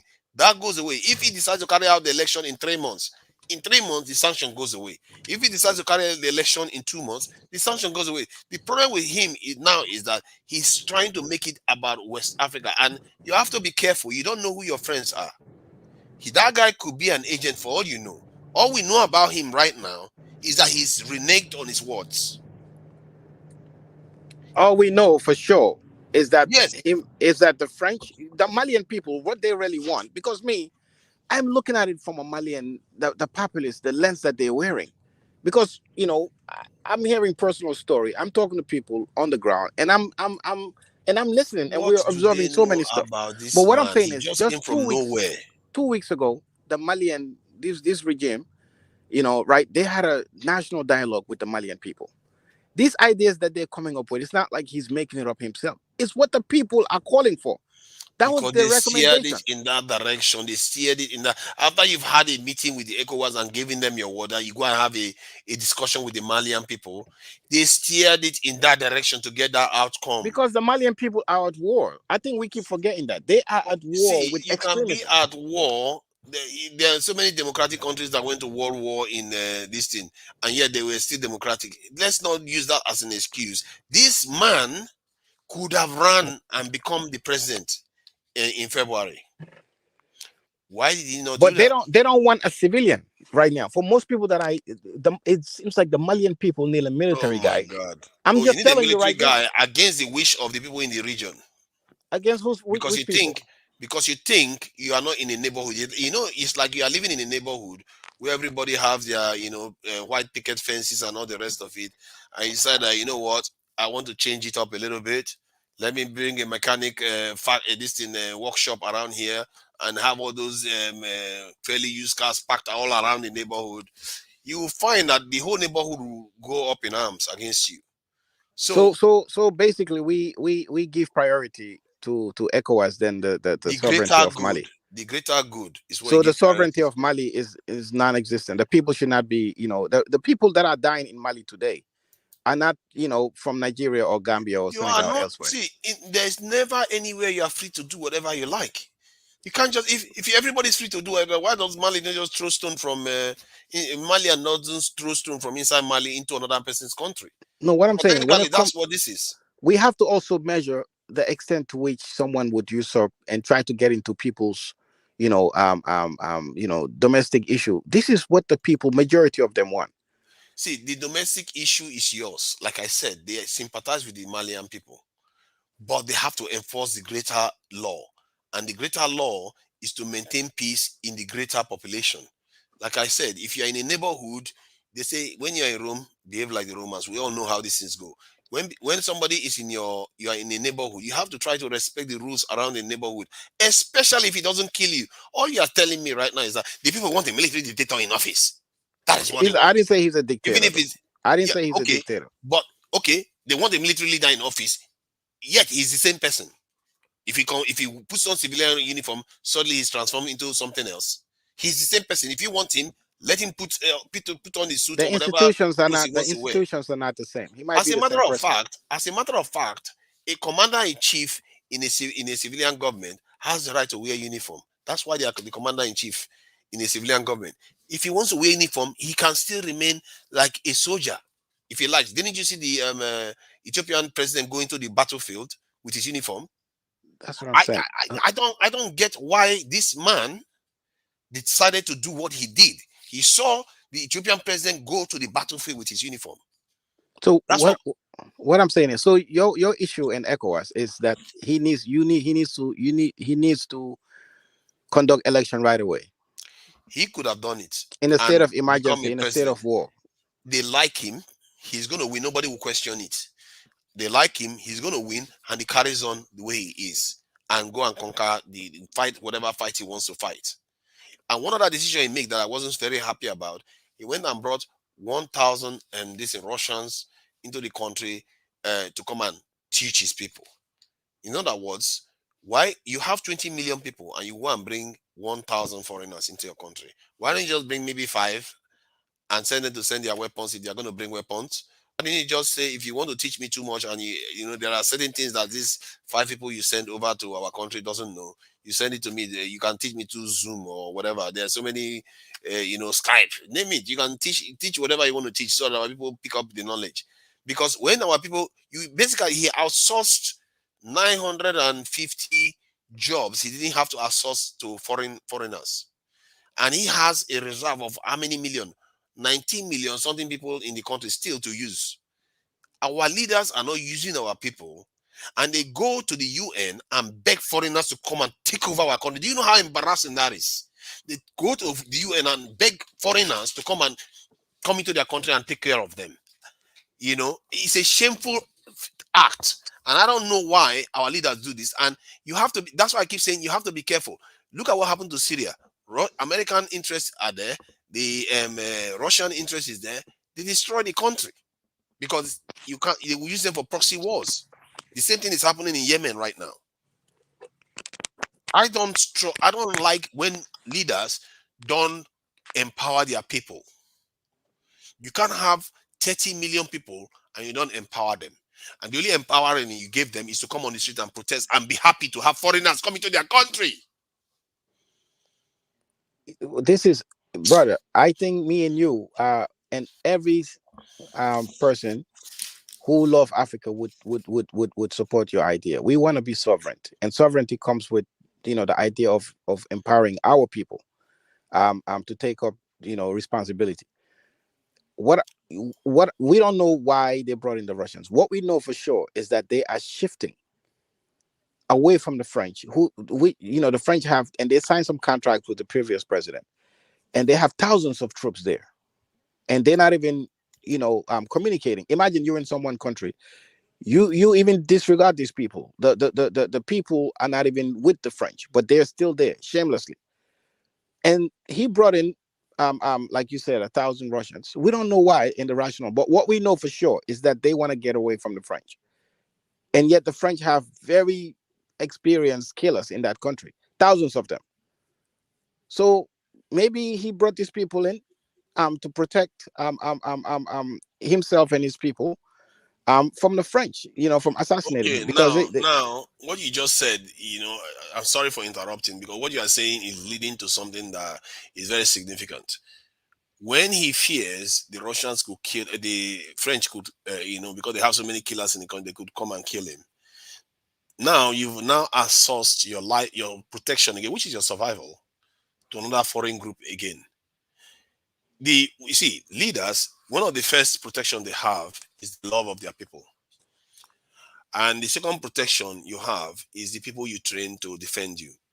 If you don't have the expertise, have the numbers. And the French will be stupid to go and kill somebody that popular, because what will happen is that you're going to even harden the people's opinion. And the next leader that is going to come is going to be even more rabid against the French. That is how societies work. Whenever any leader dies because of a cause, and people love that leader, they will double down on what that leader wants done. And they don't want anybody that knows anything about history would think, I don't want to take that leader out because the people love this guy. While he's still popular, they will not touch him. This is what I mean by the first armor you have is your people. Because when they take you out, it doesn't do them any good. As a matter of fact, it's going to turn more against them. The people are going to revolt. Even that's if you think it's bad now against the French, it's going to affect maybe all the African continent. You think the French want to trigger that kind of stuff because of 20 million this in Mali? So you have to think about those sort of things. And I don't believe that he thought about it that far. If you are bringing, why not bring Nigerian soldiers? How about South African soldiers? Why does it have to always be one of these super European countries? Yes, like I said, brother, we don't know the rationale behind it. We don't know why Malians, because this is a government, it's a system. We don't know why they chose to deal with the Russians. Maybe they know best, because they're fighting extremism, and we don't know. But what we know for sure, that I agree with you, is that I know the Malian people. If it was up to them, they will have their own people.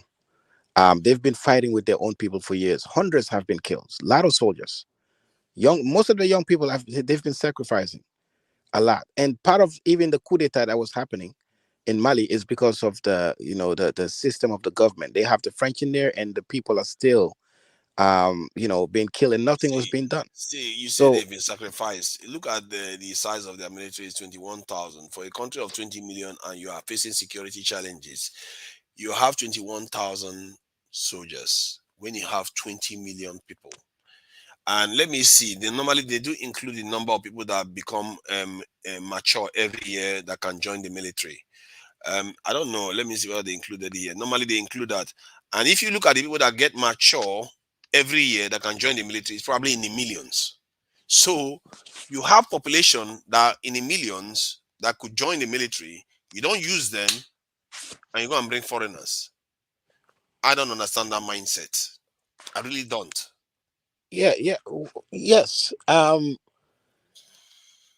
we don't. It all comes down to me.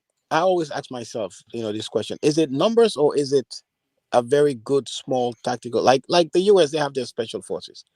When they want to go take out people, for instance, when they were having an operation against Bin Laden, and they had an idea where he was. They didn't send a whole contingent of people. They sent a special force.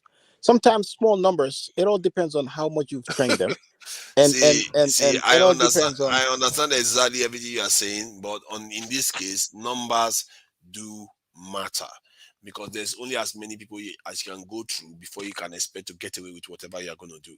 If you protect your territory and you protect your surrounding well enough, as a matter of fact, there are examples on the ground. Look at the Eritrean this military. They are so strong compared to most sub-Saharan African country, and that country has remained stable. They have one of the highest educational levels in this in Africa, sub-Saharan Africa. Even not they compare very well with North African countries even. And look at Algeria with 40-something million, has 700k soldiers, and this Mali with 20 million people has got 21,000 soldiers. I don't know. Is it a summer camp? You have a massive landmass, and you have 20,000 soldiers. What do you think you're playing at? Playing? I don't know. I don't get why they do this. When I keep saying it, I get fixated because it really winds me up. I can't understand that mentality. Why you don't use the people? It's almost like if these leaders don't want to empower their population. Yes. Yes. I If mean, you want to see good leaders that really want to do something, watch. They will be upgrading their military. They will be any leader that you see in sub-Saharan Africa that is upgrading their military right now. Know that that leader knows what's up. And in Nigeria, what is happening recently is that, to be fair, Nigeria was forced into it. And one governor in Nigeria said recently that Nigeria would have broken up last year. That some of these forces were coming to destabilize the country. They had an ambition to literally cause a kind of religious war, a civil war in the country to break the country up.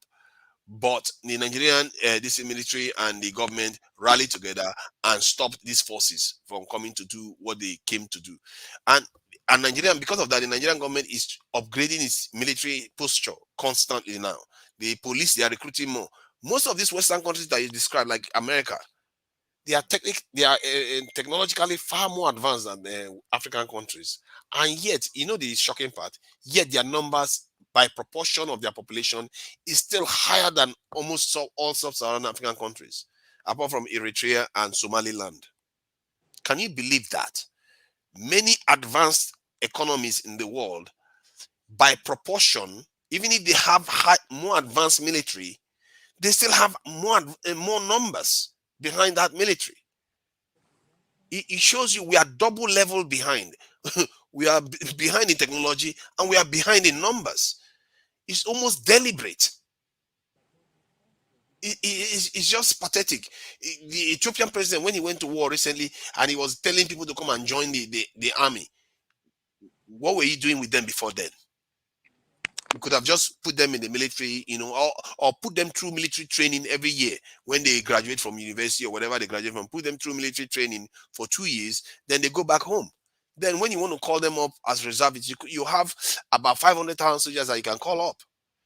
If any group should be paranoid in this world, it's sub-Saharan Africa. Don't you think? We should be the most paranoid people. We are poor. Our governments are hopeless.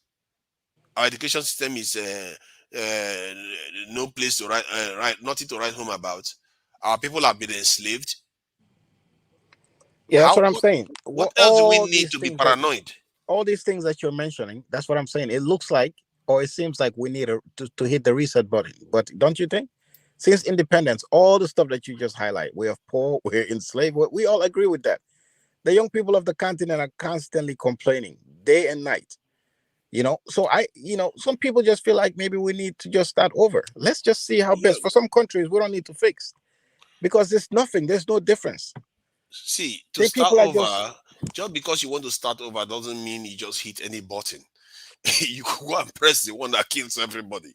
You have to start over in a smart way. And believe me, I actually think that our leaders, for better or for worse, they may actually be ahead of us. And most of us are having conversations here. We think we know everything, Even I, a year ago, I find myself to be quite ignorant of so many things African leaders have been doing. I didn't even know that Africa had a defense pact. I didn't even know that Africa wanted to silence the guns until a couple of months ago. So there are so many things we don't know, and we talk down to our leaders and say they are not doing anything. But it doesn't do those people that are trying to do the right things any favor when people just talk them down like they don't, nothing is good about what they are doing, because the result is not out yet. When the result is out, you will know. Maybe things could have been worse. We don't even know that. Things could have been worse on the continent right now. Do you see any African country fighting each other? There's a reason why African countries don't attack each other. There's a reason why African governments don't attack each other. They don't even. Have you seen an African president talk bad about another African president? Do you honestly believe it's because of that pact? Do you honestly believe that? I think that pact is affecting them. Yes. That pact is affected because they all signed on to it. If you break it, you will be the first to break it, and everybody is going to condemn you because you're going to come to the African Union. I just think there's a way of doing things, and once you become a leader, you submit to these realities. Once you submit and limit yourself, or disassociate yourself from your people, I think then you are at peace with everyone else. Because I keep repeating these things. The influence really, are coming from those people that are giving us, the finances. All these projects that we're running, maybe for Nigeria, because at least you guys have some good resources that is financed. But for most of us, if you look at our the budget and most of it's just all these projects that we're having is either the Chinese or the West that are sponsoring us. And when someone sponsors you, influence comes in. That's part of the deal. Nothing is free. So what I'm saying is, we are all poor. We're our leaders are all struggling. The last thing in their mind is to attack another person when you're going through the same thing. You're all, at the end of the day, you have bosses that are out there.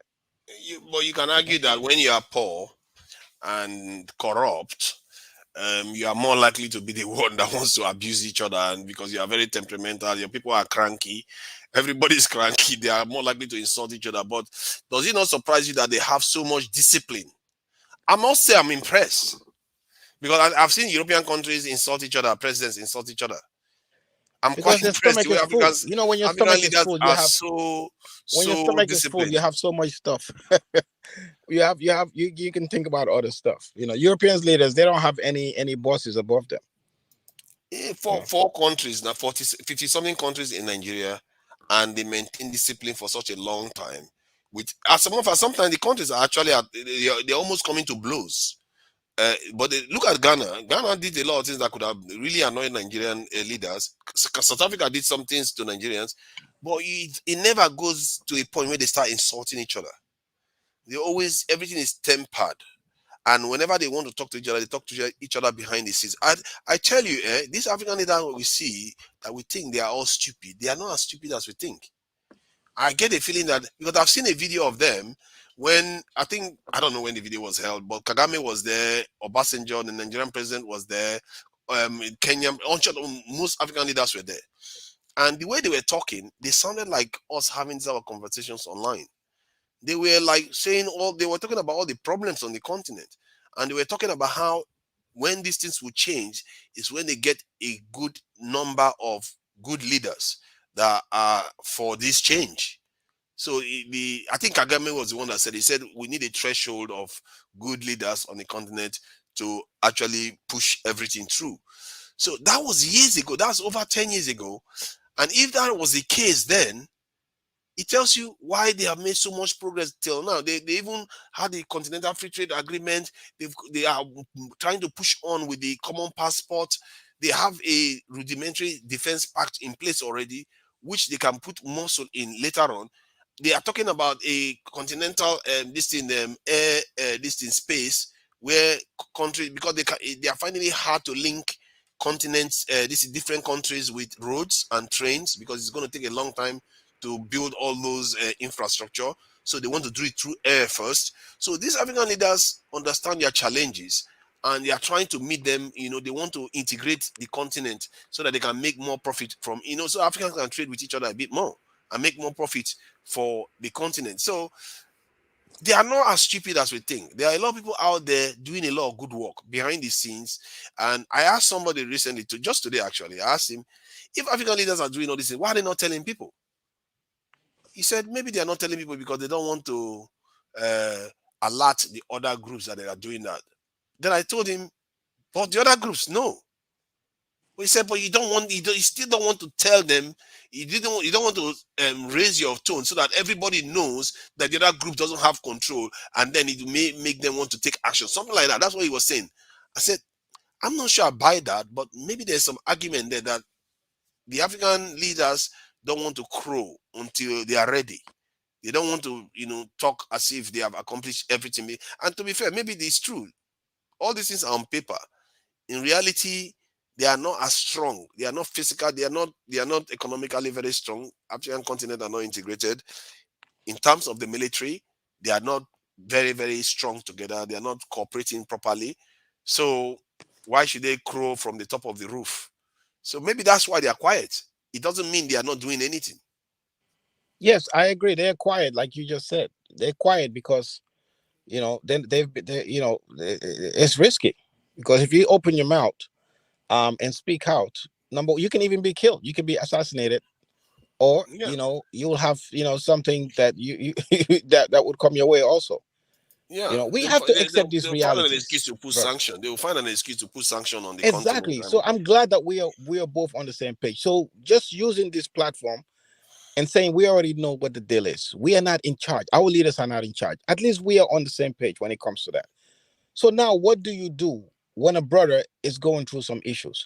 Me, I think it's a joke when when we talk about, using our ECOWAS, or even the AU, to make sure that people's, these leaders, be in line with rules and regulations and all these things.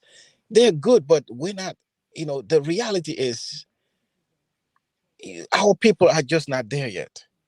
Unfortunately, we're not at that level, because there are bigger issues than, these people. I doubt that they even following this, because I know one thing: the Malian, the young man, assuming he's actually speaking out against ECOWAS, yet he still left the doors open. He said, you know what, they can still have a conversation if they want to have a conversation, but he would listen to the Malian people, and they will have to do what they have to do.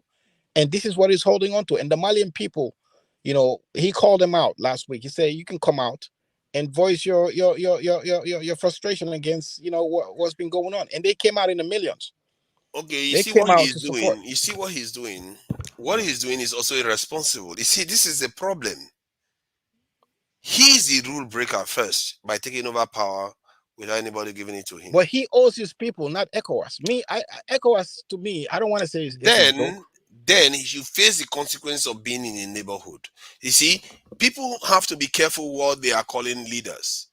Leaders that lead you into conflicts that you can't win. Man, you have to ask yourself what they are up to. You can't fight the French and fight your fellow Africans at the No, same he's time. not fighting the fella. Actually, the French are But he using said his they should brothers. come after the fellow Africans, the ECOWAS. What I'm saying is, the French are using ECOWAS as a tool to Isn't that a fight. little bit patronizing? This is why I keep saying it's not accurate, and you know it, and he knows it too. That the French, they have power over, especially over the francophone countries. That is true, but they don't have ultimate power in deciding how those people are going to vote against their own fellow African countries. They never did with this in Liberia. They never did with Sierra Leone. Neither did they have it with this in Gambia. They don't. If they did, all West Africa would be in trouble by now. No, what The I'm French saying, will not they even give us they they anything at have all. they have influence because they're sponsoring these projects. Even in Gambia, I just told you, I said they are the ones sponsoring the ECOWAS forces in Gambia. It's the French. That I know for sure. So Nigerian troops are there. See, I Nigerian understand. I troops are understand not. what you are saying. I understand what you are saying that they are sponsoring these troops, but sponsoring the troops, don't you think how bad they are going to look when the African leaders decide that they are not going to, sanction Mali, and they say, you know what, because you are not sanctioning Mali, I'm going to take my troops. That's going to make them look so stupid, No, no, and they no. know. It's not. But it doesn't work like that. These people do not talk to leaders out on. They already have. France was part of the meeting that they had before the sanction. They already they all French needed to do is go to ECOWAS and say, you know what, you have your bylaws, you have your rules. This guy violated the rules. We want you to abide by your own rules by putting sanctions on him. We support that idea. And they came out after the sanction and said, we support it. You know Because what you they're should not. look out for. You know what you should look out for. Where Nigeria voted. If Nigeria voted for it, remember, Nigeria can pull other countries with it. It's not only Nigeria alone. Nigeria can influence other countries to vote for or against it. So if Nigeria voted for it, that should tell you that there's an element of independence in this decision. And But it's even all about I conversation. We know see, Macky Sall and Alassane Ouattara from um, Ivory Coast. They had a meeting and they spoke. We know, we can agree that, okay, you know what, he said some stuff in the beginning, and he contradicted himself. We can agree to that. But what I'm saying is, the French are using that to put indirect pressure on them, or direct pressure on them, and say, you know what, this guy, you know, he has violated your rules in ECOWAS. We want you to just obey. So what I'm saying is that influence. They're not doing it physically, But you have to also understand there's so I many. agree with the influence. They see you have to Yes, have but to see what. that's what we're Okay, let complaining me go about. with let me go about it the other way around. You have to also understand where the other African leaders are coming from too. When they are going there, if they want to say, okay, you know what, I really sympathize with the Malian people, but what am I going to do now? If I go home, I'm not going to sleep, because these young lads in the military with their hot head, they will be thinking they come and take over my country, and then the other one will go home and they will be thinking the same thing, and they will be thinking, how are we grown men or are we not grown men? If this stuff happened in European Union, would the European Union let the country just sit by and carry on with their business? No, that's not what they're going to do. They're going to take action. Look at what they almost killed Greece because of Greece just stepped off of line a little bit. So Greek government were removed from office. Literally, a few government fell from office because of the European Union. So you have to abide by rules of the greater listening group. If we can't pretend as if the world will exist alone in the world, even in your homes, you don't do that with your neighborhood. You don't go and start saying, I'm going to just build something very radically different from the neighborhood. If you cannot even do it in your neighborhood, how can you do it within a national situation where millions of people are involved? You have to think for the other 400 million. I really think when people make this argument, they are not thinking of the other 400 million. They We just are, think but what about only Mali. we are thinking about well, what I'm saying is, what are they trying to stop? Are they trying to stop the coup d'etat, or are they trying to stop something else?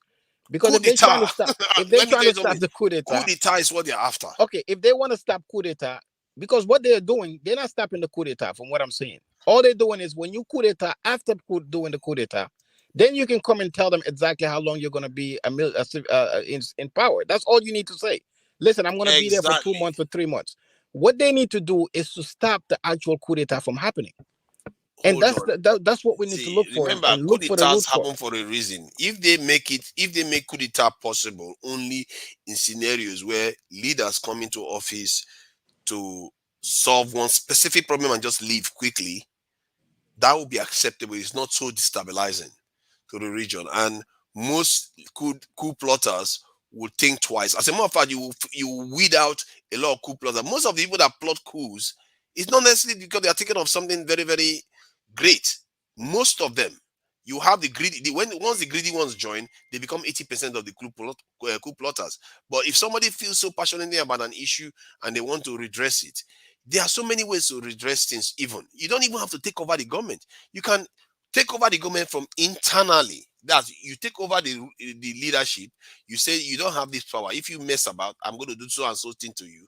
You do what I say, and they can make anybody do what they want. The U.S. government is not the one running that country. The UK government is not the one running the country. The people that are controlling the country are the elites.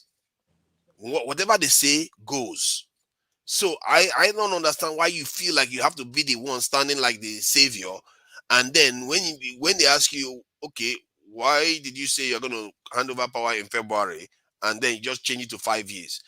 Why don't you just figure out a way to say, okay, I will hold an election in 3 months, and whoever wins, I'm going to run too. If the people so want you to run, why don't you just go to them with an election and just win the election and become a military I know, civilian I leader? know. For me, I'm going back to the idea of stopping coup d'etats. If it's a coup d'etat that they want to stop, to me, they would invade any country that does coup d'etat and replace the leadership with the previous civilian leader that was toppled. That's how you, if that's the rationale we're going to use.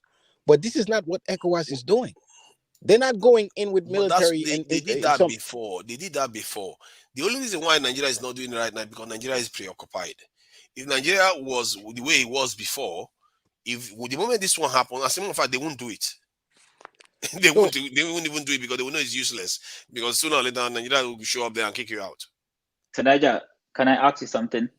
go ahead, brother. We can talk. But Ezra, before you go in, Um, Ezra, I don't know. It sounds like it looks like Yeah. he was sleeping in the back. So I don't know how long you want to go for, but Niger is here. You know, he might end up, you know, going until in the morning. I'm not gonna because I've done We're gonna do surrender. that the whole session. We're not gonna do like yesterday. As I was uh, doing something else.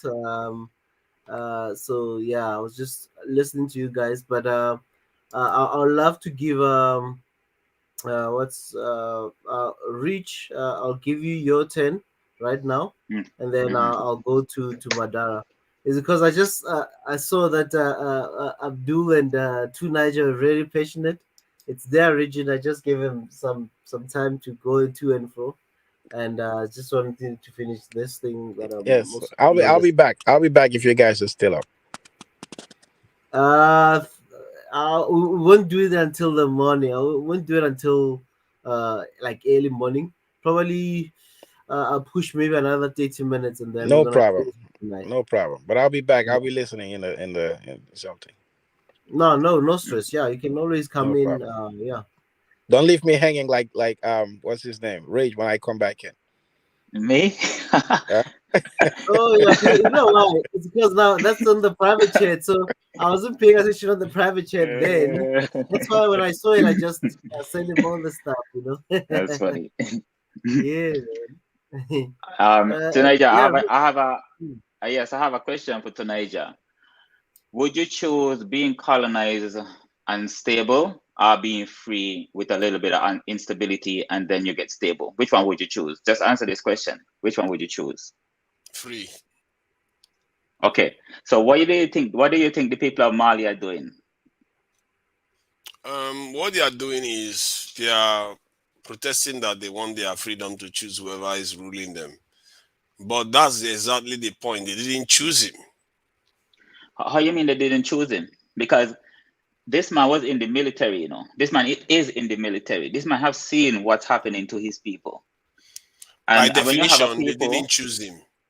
yes, but it's like this, right? When you have people that are in chaos like that and being killed, and you as a military, I honor what he did. Honestly, you as a military man see this, and you want to help your people. You can't just stay behind the scenes and just not do anything about the injustice that you're seeing.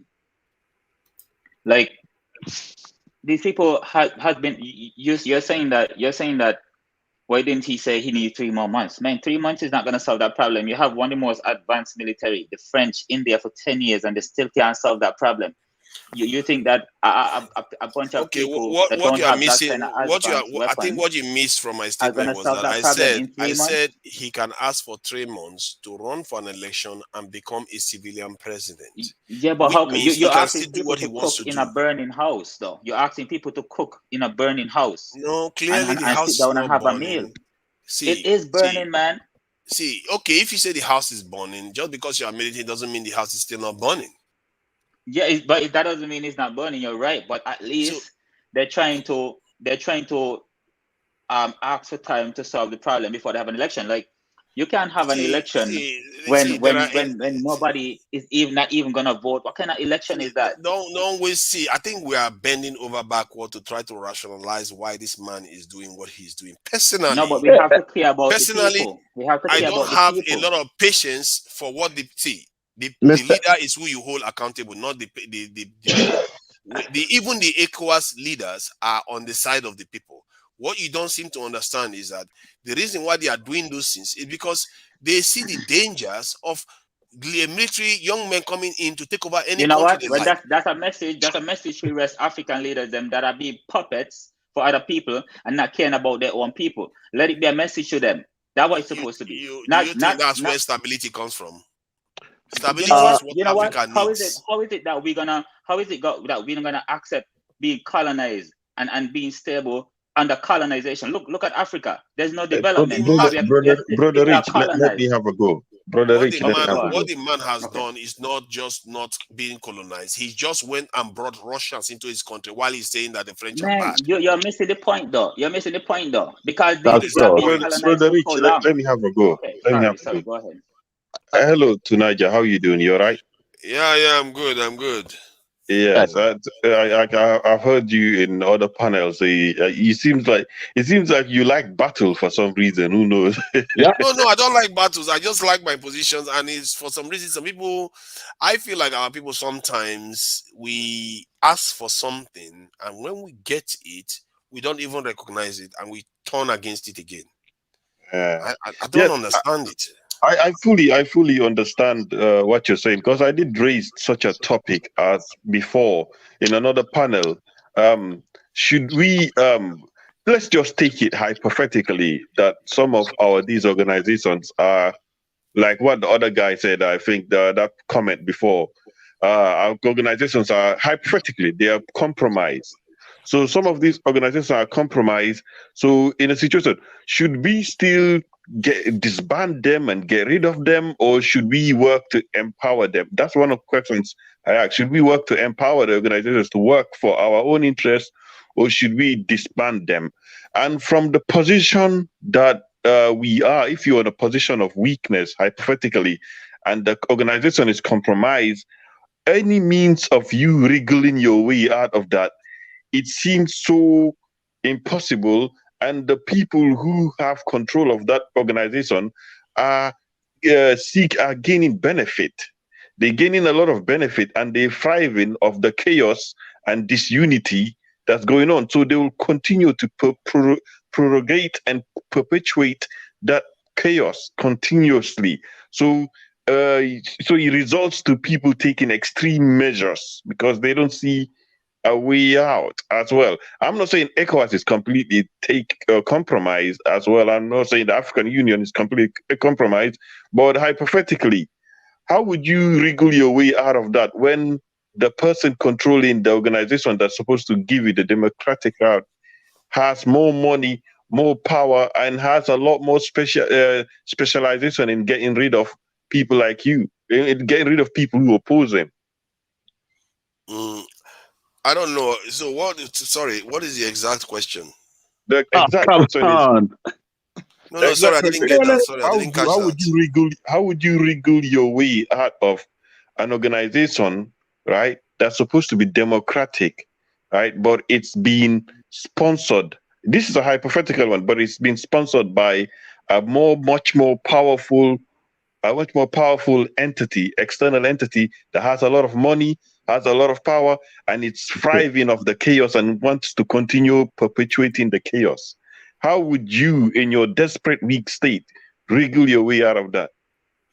Well, that question, for one, has nothing to do with this situation. Secondly, if I'm to answer it directly, I would say, based on the situation you find yourself, you react based on your interest. Everything we do is a form of transaction. Every time you have a transaction with that power and they want something from you, you ask yourself, what am I getting from it? If they are saying, oh, I just want to show that president that I am the boss, you'll be like, oh, what am I going to get from this? Oh, this is going to mean that I'm going to be able to feed 500,000 of my people. Yeah, you take that 500,000 because it's good for you.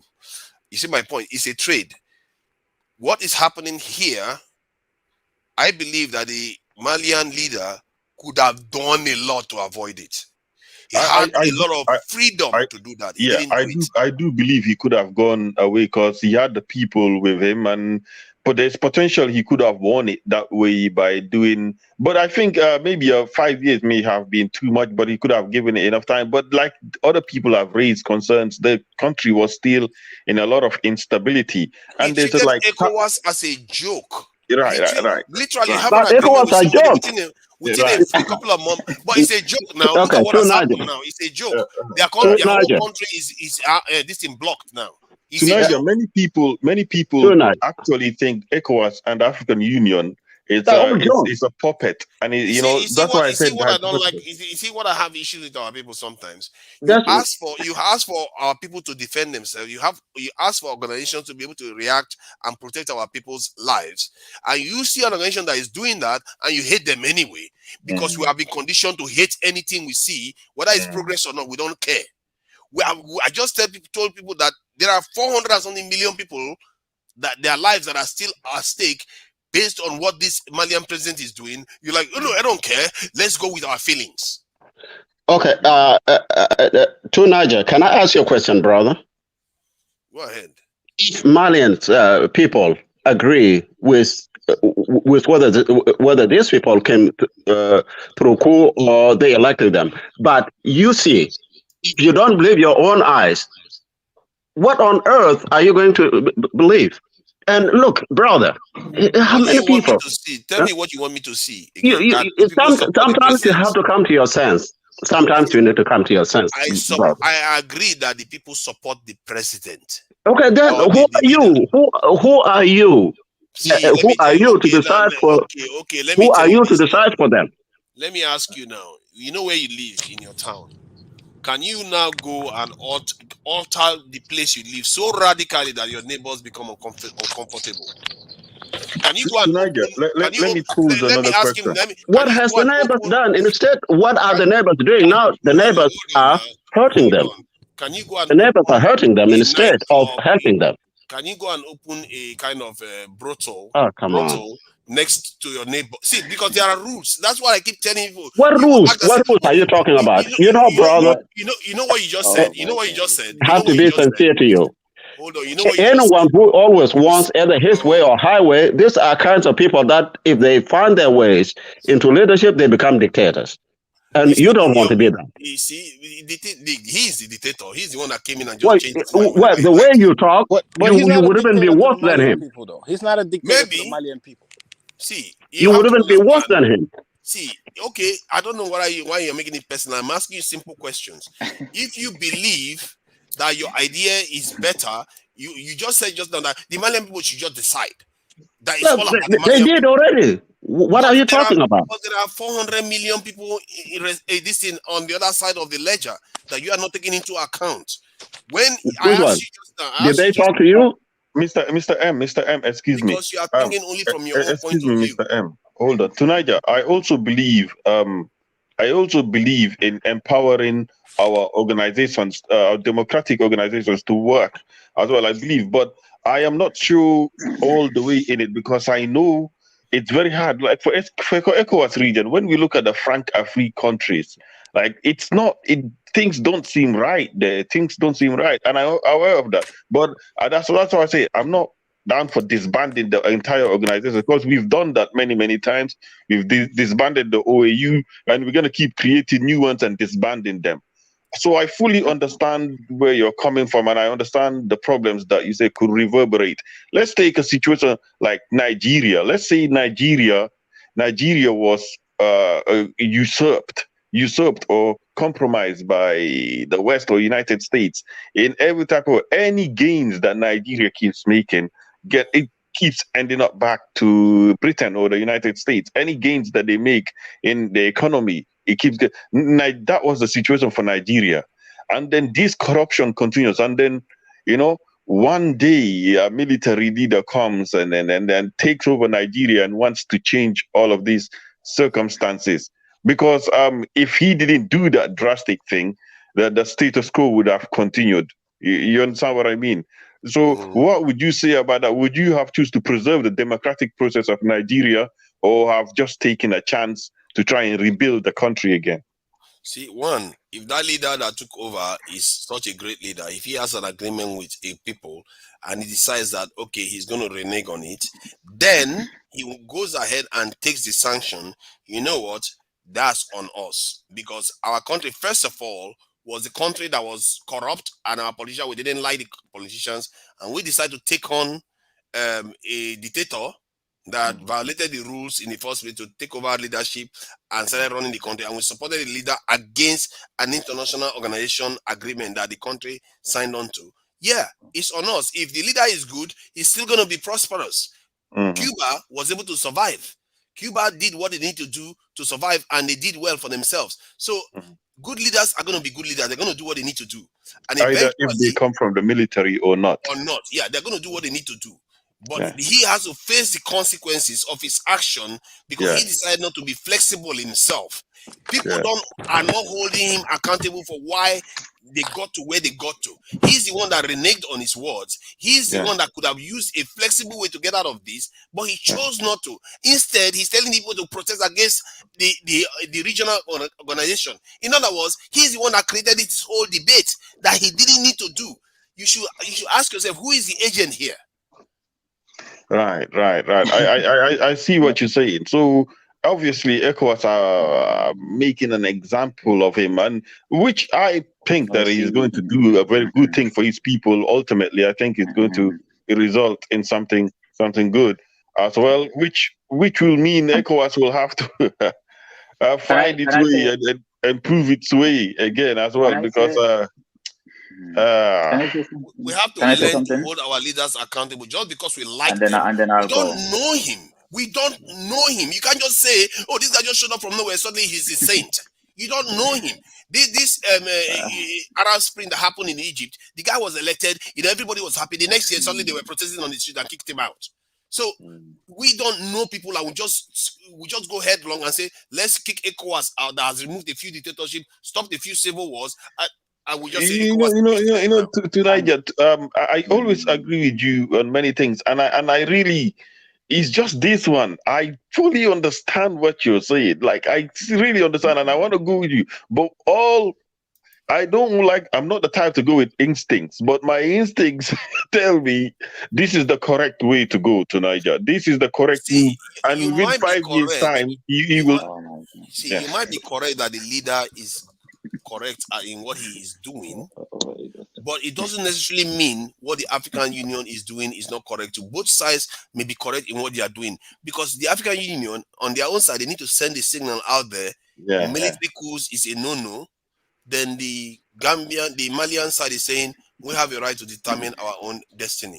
Both sides I think yes, you're right. He's going to have to deal with the sanctions because he was part of a body as well. So yes, he's going to have to accept those sanctions, and the Malian people support him. And let's see what happens and the results turns out, because obviously these sanctions are not really going to, they affect Mali, but the ECOWAS region really doesn't have that entire power to have an entire sway.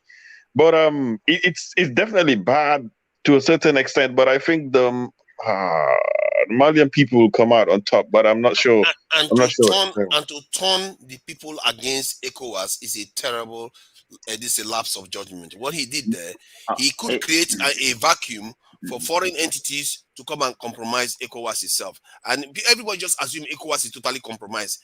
It's not totally compromised. Not everything in Africa that is totally compromised. So to Niger, I didn't really get to ask. Yes, go ahead. Sorry to kind of cut you off there. Guys, if you've just joined us, please do not forget to subscribe to the channel and get notified. Click on the notification icon, like, share. We are on a road to 200,000, so subscribe. But Brother Rich, you can continue with your thought. Yeah, I just gotta say, when I look at the fact that the ECOWAS is most of all these countries that were former French colonies, their money is in French banks. It just don't seem right. Something just don't seem right about this whole thing, because the first country that was sanctioned was Haiti. Look at the state of Haiti right now. I don't think people don't know what sanctions do to people. Sanctions are there to make sure that you starve a population into opposition to their government. That's what sanctions does to people. Why would you want to do that to a landlocked country in Africa that's already suffering with terrorism? It doesn't make sense. They're not mature. The choice of action is not mature. It's very immature. If you call yourself an economic bloc of West Africa or whatever you call yourself, then use your economic power and pay your soldiers them to go up there and deal with the problem, so that these people can have an election sooner than 5 years. But to sanction them and then you go back home and sit back and watch the people suffer in opposition to their government is nonsense. That no one should ever back up that kind of decision or ever make that kind of decision. How are we using our colonizers' methods on ourselves? That's the first thing. The second thing is, you can't have an election when a place is in chaos. Like, that just don't make that don't make no sense more than the sanctions itself. It don't make no sense at all. Their decision should have been, all of these West African countries that said they're in an economic bloc, gather your soldiers, go up there and ask them, why did you push back the election to 5 years? Have a discussion with the man. Say, okay, they push it back to 5 years because we have a serious problem with terrorism. Okay, send in the soldiers them and deal with these people, so that the place could get stabilized, so that the people can feel free to have an election. But I don't see what they did make any sense. And then on top of that, ECOWAS is all their money is in French banks and all these kind of things. How can we as African people have pride in ourselves with these kind of people just taking photo ops with other leaders, and then the soldiers all over our continent killing our people, and then they're going to have discussions with them? We're not supposed to be having no discussions with these people. They're supposed to just get out of the place, let us settle our own problems. Then we don't have we're barely building any military equipment in Africa. So it's a tough one. It's a tough one, yes, because I can understand what Tunaja is saying, but I don't think that. I think this drastic measure, it was what was needed. Albeit they will have to live with the consequences and the challenges to come further. It's like Ethiopia. What happened to Ethiopia when the West was criticizing Ethiopia for not allowing journalists to go run around free? Doing it. If their journalists were doing that, you would see the narrative would have been different from the narrative that this channel and the rest of us were pushing on social media. So the Ethiopians kind of curbed down on the journalists. Now, Tunaja, what do you have to say about, should the Ethiopians have left the journalists to have their freedom of press, which they claim they do to a certain extent? But should they have let the journalists have the freedom of press around the country during coverage of the war? See, the thing about freedom of press is that whether they let them in or not, it doesn't affect any other country. You see what I mean? We are talking about military coups here. That is a bigger thing, and the bigger threat is that's threatening the continent for a long time. I've lived through a Nigerian military dictator that started when Nigeria currency was like 1-on-1 to the dollar, and by the time he left the country in tatters because he couldn't make up his mind what election to cancel and which one not to cancel. And when leaders can just come willy-nilly after they've had an agreement with everybody, broad daylight, and they just change their mind overnight, that reminded me of a Nigerian leader. Of course. And I'm sick and tired of how we keep settling for this type of thing. Maybe we don't know. Maybe some of you have not even lived under military dictatorship before. But you can't have one leader just come on TV and just change his mind on everything. Tunaja, I get you. I mean, obviously, you don't want to set a president of coups happening right across, because that when is it going to stop? So I get that. But I mean, even with the freedom of press as well, other countries could follow that way. I mean, Uganda and Botswana. But anyways, I don't want to focus on that.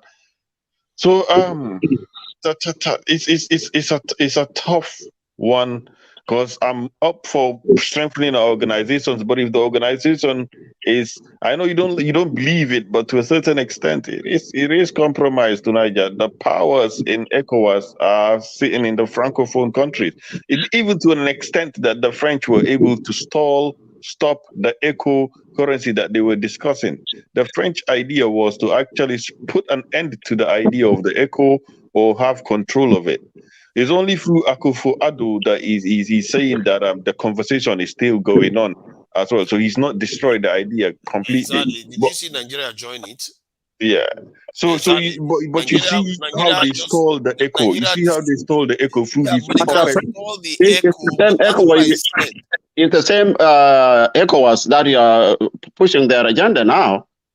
So if Nigeria didn't join because of their weakness, why do you want Malians to adhere to what the ECOWAS want them to do? Because ECOWAS is also they are doing the best of their bosses to hurt Malian people. Yeah. So you see that the majority of ECOWAS is still in the francophone. So the decision, it's like that Pan-African Parliament thing, how the French usurped it and the Southern Africans and East Africans started complaining. So you understand, all this is to facilitate the chaos and instability. Check the vote in the ECOWAS is most likely to be more than 2/3, and the francophone countries don't have 2/3 votes.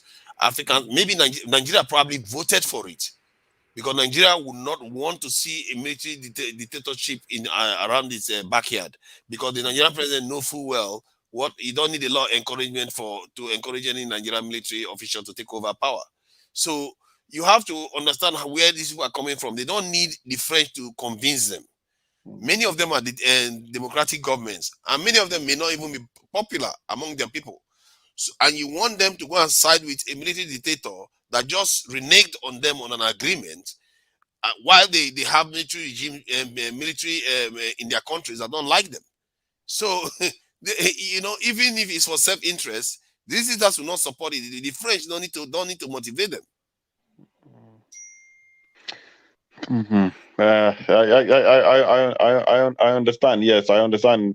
I get it to an extent. We want peace. We want peace, as you've alluded many times. When people are not fighting and coups are not happening, people are building. But yeah, is that trade-off again tonight? That trading of stability, but under colonialism, or you can get freedom, but you seek your actual sovereignty as well. Your actual sovereignty, So, but the let me whole ask you world this now. against Let you. me put the question to everyone back. Let me turn the question back. Let's say Africa, ECOWAS is 60% controlled by the states and 40% controlled by the French, and then they voted 100% unanimously to put sanctions on this in Mali.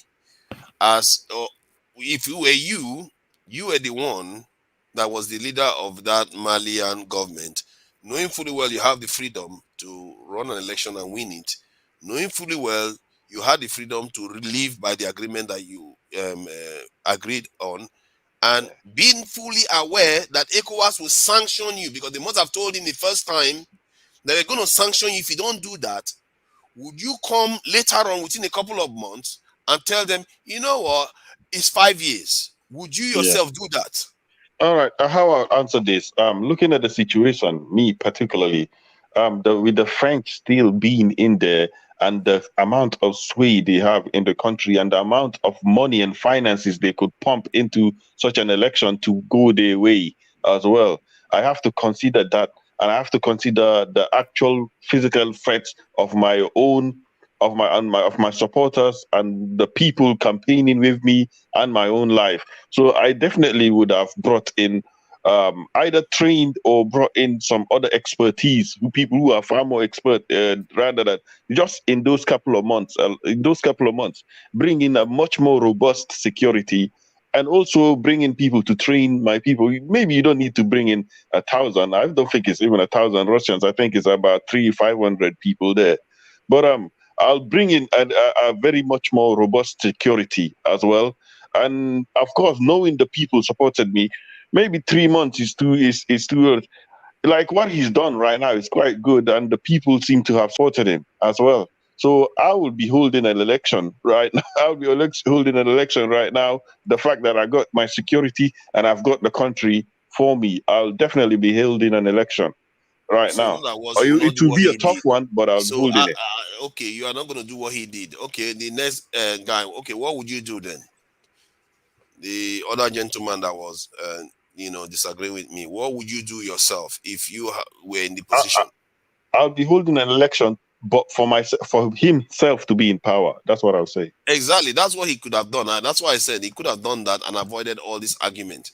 And if he had done that, all this would have gone. And what I didn't like, he also did. He went ahead to tell his people to protest against this thing. He could, if he meant well, he could have understood why ECOWAS did what he did. He could have understood because he knows. Let's say he knows, but he should, But because I'm not tonight even you in the have to military. agree that ECOWAS are a bit two-sided as well. You can see what happened with even the one in Guinea-Conakry. He's more of a snake than the rest. You see, with Guinea-Conakry, it's a situation where the guy promised that the election will be held, and I believe that he will hold the election. And the French will, because I believe he's probably in bed with the French, and the French will put their man in, and then he can go away in peace, resting as a hero. But that one, the reason the chaos is not kicking up is because they know he's definitely an agent of the West, and the French are gonna have their man in again. You see that guy, the already president that was there in Conakry, was already unpopular, and they knew he was going anyway. So this coup, which this is what makes me understand what you're saying. Like this reverberation, it's easy for them also to to make any military leader become become a president as well in any country. So this military leader will get out definitely in Guinea-Conakry, and the French will put their own person in. So in Mali, it's just a much more contentious situation that they have somebody opposing them that has done the coup as well. I think the Malian president, if I was to listen to what the other Malians were saying with regards to the dysfunction in the country, that is a case for him to go with. But I support him taking power. I suppose the way he went about it, it brought these issues, I guess. But I support him being in power. I always think Do that you, when do you people want support to him being in power tonight? Do you support? Do you think he's the right man for the job? he can be in power without necessarily being on TV. That's what I say. See, I want stability for Africans. I want Africans to go on their merry way without worrying about the instability in their governments. They need to be able to wake up and think, oh, today I'm going to go to work and innovate and create a new technology that is going to benefit our people without worrying about whether their country is going to be together in a day or two. That is not a gift. You know, he could have done so many other things to avoid it. And that is why I find it ironic that why do these people always want to be the ones ruling? He can easily do it from the background. Yeah. Seems like a lot of the French countries, every time somebody came from power, apart from Senegal, there was always a coup or something, especially in Ivory Coast. I understand what you're saying. The stability was never going to be there tonight. The stability was never going to be there with the French. I mean, they were thriving off the chaos. I agree with getting rid of the French, but my point I was making was that in the West too, they have military, and the military has a lot of power in the government. This is why they keep sponsoring defense budgets to obscene amounts. They have power, but they have ways of manipulating their way into the government and making the government do what they want.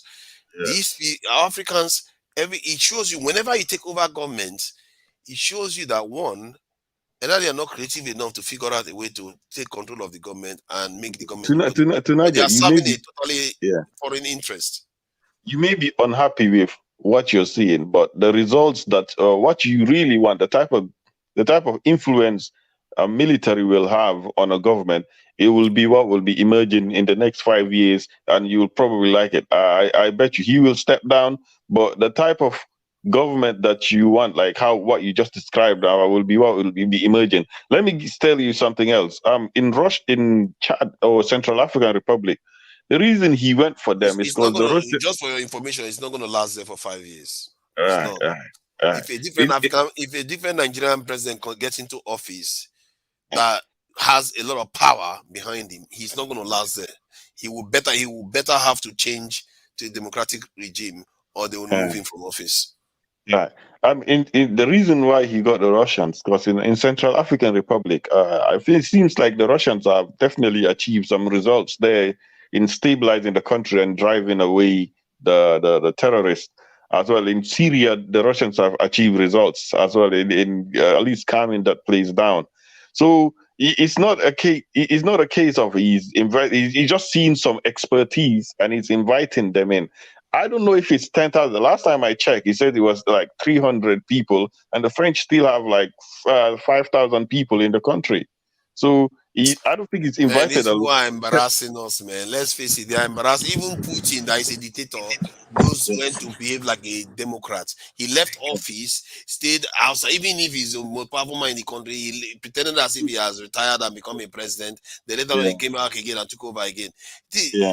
Why is it that our people always embarrass us? You come up with glasses, goggles, and tinted it with the barrier and take over our country, make us look like a banana republic constantly. Enough of this nonsense, man. Hey, Niger. Enough. Hey, Niger. Embarrassing. Niger.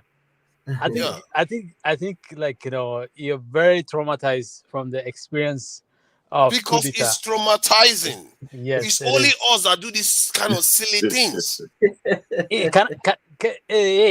Like, how many people have tried to move your positions, and you haven't moved an inch from this position? people always react with their feelings. They are not seeing clearly, and this is our mistake. How can we be making the mistakes of 20 years ago, 30 years ago? I've lived through it. I've seen the mistakes happen. Okay. And we talked about this before, and I think this is the one experience, the one military experience that you and I agree on that worked out is the J.J. Rawlings experience in Ghana, right? Yeah. The J.J. Rawlings experience of coup d'etat, that was a transitionary coup d'etat that ended up being, I don't know if that was the plan, but it ended up being a transitionary coup d'etat, and Ghana has benefited greatly from it. I mean, there are a lot of Ghanaians who tell me, Ezra, you don't know what you're talking about. It wasn't all rosy under J.J. Rawlings. There were a lot of traumatic experiences, and those things, I don't want to discount those things. I don't want to put them aside. But I think in the case of Mali, there is a case to be made, even including the reneging of promise. I know he made a promise. I know the guy made a promise. Even if you factor that into it, there is a case to be made that Mali was not in any position to make a credible election. That is besides the point. Did he even bother to have one election before he became leader? No, but he had zero election. So why are you not worried about perfect election? No. Wait, Danja. Let's look at exactly. Let's forget about the coups. Let's forget about the military stuff. Focus on the key variable here of the experience of Malians over the past 5, 6, 7 years, probably since 2013. And I know that experience has been incredibly traumatic for Malians. And whether this military guy is using that as to his advantage or not, that's something else. But the Malians are looking at it through this very prism of the experience that they've had and the experience they continue to have. And that is what is being is playing out. My point of view is ECOWAS should be playing to that. Not be worried about, we're going to be setting a military coup trend, a trend that could go out of control. Did you just say they should not be worried about that? No, they should worry about that. Well, I'm saying that in this case, in this Malian case, they should be also factoring in the experience of Malians. And the lens of Malians. What makes you think they didn't factor it in? They factored it all in, and they decided you look at the sanctions. You look at the sanctions, blocking of airspace, blocking of any movement of goods and services except the essentials. I mean, see, I spent a long time here saying that we need to stop creating instability on the continent where civil wars happen. We need to stamp it out. And a lot of people talk about how African Union need to have a robust military. They need to enforce rules, peace, and all this. How do you think those things happen? They happen in a muscular way like this. That's how they happen. With Niger, we don't have those things. We don't have a robust. We have an organization that can shut down airspace, borders, and all the rest, and you say you don't have anything. You use what you have to do something. If they have something, why have they sought the dying of Malian people? Yes. Nigeria, your country, has Boko Haram. How much destruction have they done in it? What have Nigeria is a very robustly stronger. Look, when the people cry for their suffering, it is not up to someone in God, somewhere to impose its will on the people. Sometimes, brother, you talk, but you don't listen. Maybe you hear, but you don't listen. I would not accuse Niger of not listening. He listens. He listens. Okay, but how many people? Ezra. if two people or three people tell you something and you don't No, but want I know to, Niger enough. that's I know Niger that's enough. when someone is that's when you're not listening. No, can I say this? I know Niger enough that if you bring it to him a robustly, solidly grounded kind of argument, he's gonna back you.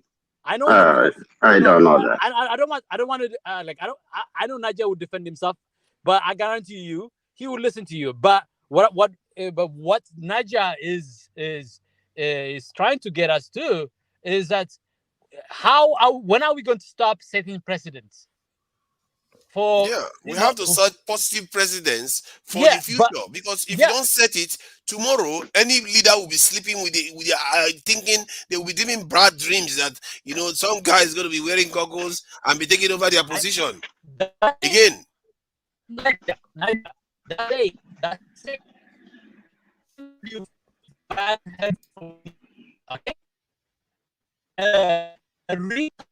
Your argument. If you did argument or Your not. Your sound is fluctuating.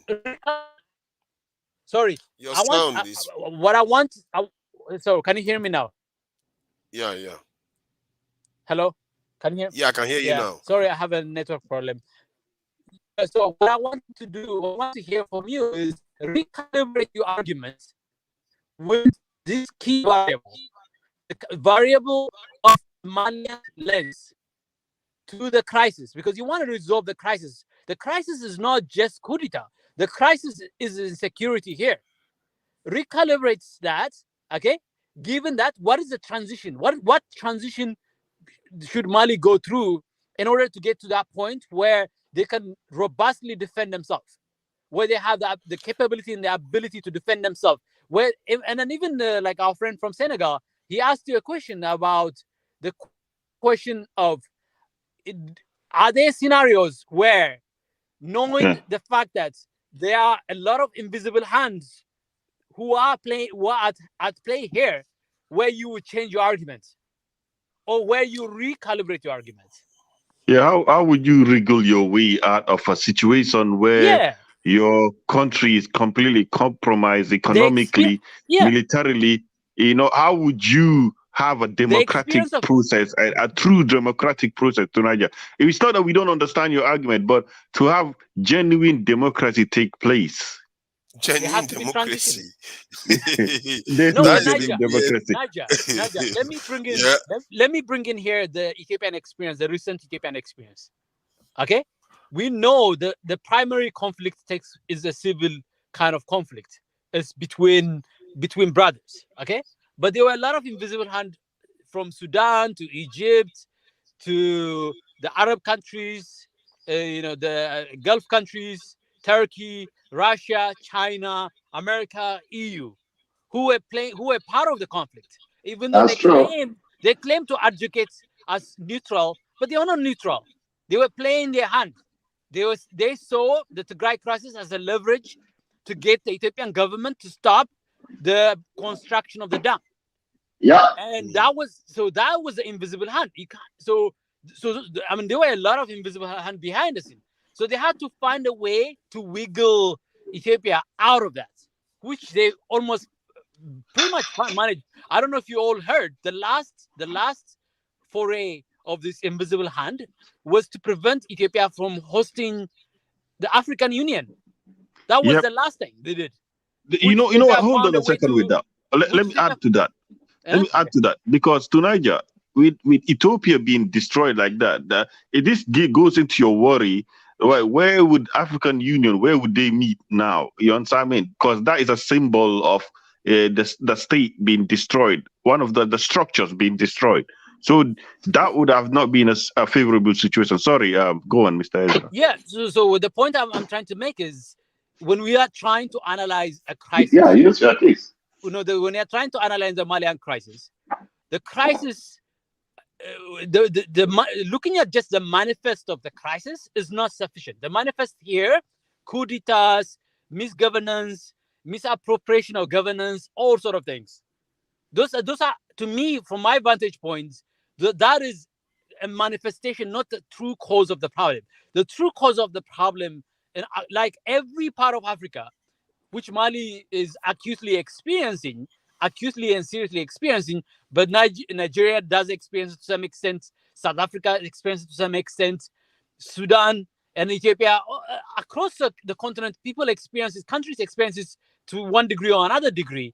The true fundamental cause of the problem are deep and serious insecurities, and food insecurities, and material and immaterial insecurities. And those are material insecurities play out in the form of terrorism, play out in the form of intrigue, political intrigue, backroom door deals, and all sort of things. And the French game, the European game, and Mali, Niger, and the Sahel is not like Mali is not an isolated part of it. So there's a whole set of issues at play. But what Niger, what your argument is failing. At least I want you to recalibrate, and then if you find a way to come back to the same argument, I'm gonna be okay with you. But I want you to recalibrate it with the knowledge that there's a lot of variables at play here that are more than just setting precedents. Setting precedents is one of the challenges, but it's not the only challenge. Yeah. But so how do you find a way to, like, the issue of wiggling out of all this, interest is part of it. In what way can Mali actually become sovereign, considering all these variables to Niger? Because if they're not sovereign, that country will always have that security problem you always argue about, and they will not even build at all. The security problem might even reverberate to other regions. To make yourself sovereign, first you start making moves by empowering the people. Not first thing you do is to empower them to turn against the regional bodies. You empower them to defend themselves and tell them, you know what, we are going to wash our land clean of all these jihadists that are trying to cause problems for us. Let's see if they have 20 million people waiting for us on the other side to fight us. So when you empower people, I don't hear him doing that. Hold on a sec. How would you go about empowering your people from the position that you are not even sovereign in the first place? Oh no, he's sovereign enough to decide to bring Russia in. He's sovereign enough to defy ECOWAS. So it's just like the way Castro was sovereign to do what he did. That's the sovereignty. But he was only able to do that because he took over power ultimately, entirely. But this president of Mali took over power entirely. In terms of the Ethiopian president, the same thing too. They are in power. That's why they were able to do what they did. And and they are not going according to the hymn sheet of the Western powers too.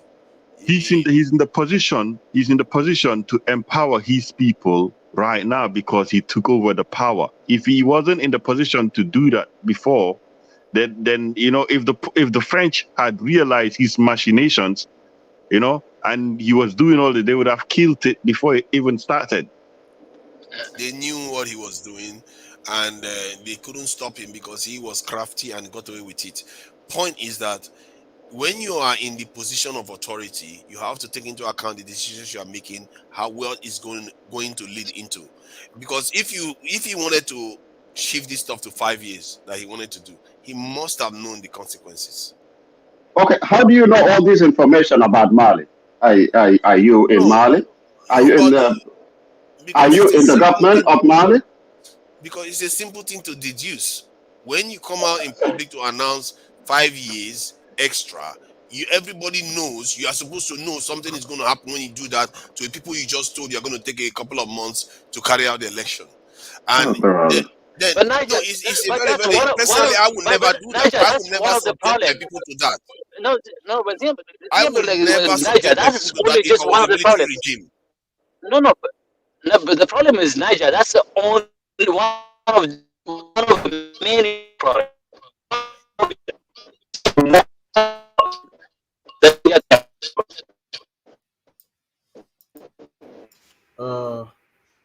The brain, you're cutting up a lot, eh? We can barely hear you. It's really, really cutting out. Yeah, it's really cutting out. The brain. Can you maybe move somewhere? Because the network is really bad. The brain. We can't hear anything. Can you I just think move your our people, we location? are cutting this Malian leader too much slack in terms of giving him all the benefit of the doubt, and while the other guys are all the bad guys because they are doing things that are hurting Africans. This is what the world is like. If you see what the Europeans did to Greece, Italy too, what they did to Italy, that's these people lost head of states. They lost their presidents because they were not abiding by the rules of the Greater Union. We So, had, so, and so when let me finish the point. When the European Union did that, it meant that Spain was about to become a they yeah. were about to become a basket case too. And but when they saw what the EU did to Greece, they So thought Niger, twice about it. I don't think that you don't fully understand the situation. I know you fully understand the situation because you scoffed at the idea that there is no real or genuine democracy as well. So when I pose that question and I ask you, would Mali, do you think under the variables that Ezra I highlighted and I highlighted, do you think Mali could have had a genuine genuine democracy or election that could have brought about a really sovereign government? Now, I don't think they would have, but obviously they would have respected the democratic process. But that You genuine have to ask democracy, yourself now, if he's so popular, there is nothing the French can do in a short few months to make him unpopular. If he fears that there's something they can do, something they can you're reveal about him. underestimating the powers. You're Hold on now, underestimating the powers. hold on. If he fears that there is something that they can do to reveal him to not be suitable for his own people, then maybe he shouldn't even be in office in the first place. So either way, he needs to be accountable because this guy came into office and everything he's done, other than some people that says he's the Christ, he has not shown any signs of any of those positive things, other than people protesting on his behalf. And half of in short, more than 90% of those people protesting about him don't know him. They don't know him from Adams. I'm gonna leave his achievements to the Malians that were detailing it last time and probably today. So I'm not gonna mention his achievements. Somebody said the healthcare has gotten better. That's It what I is heard. strange. It is strange that Malian people don't know about their leader, but you know about their leader. No, because I know how Nigerians behave too when they Oh, come on, man. that comes into office.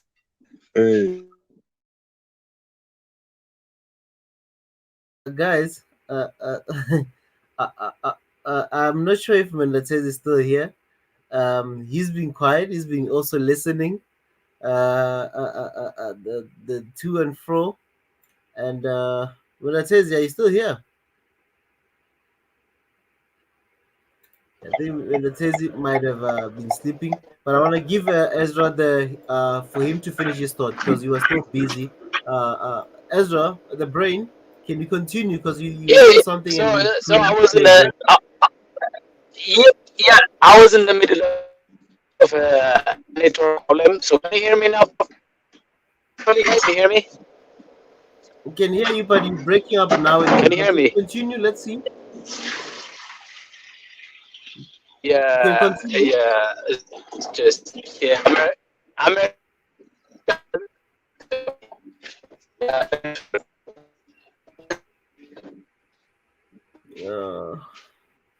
the brain. We can't hear you at all now. The brain. We can't hear you totally.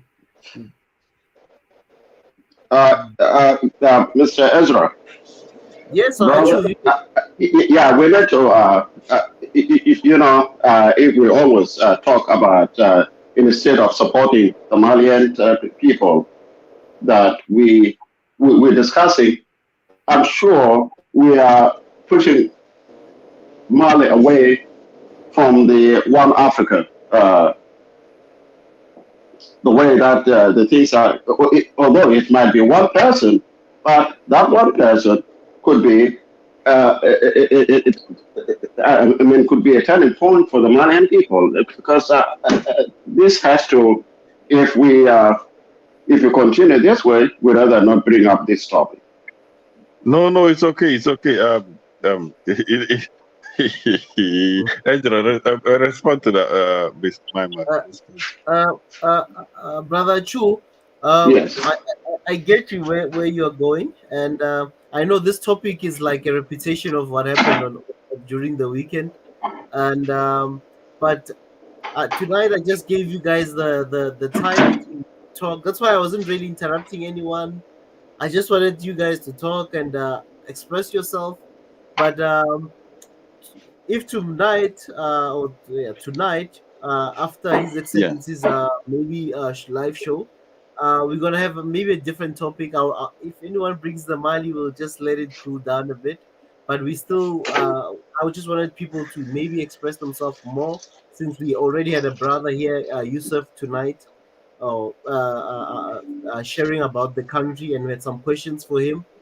But I know it's a to and fro, and we're still on the same pattern with when we started hearing about the Mali issue. So, but I just felt that I should just let the conversation continue since a lot of people didn't get a chance to come to the stream tonight.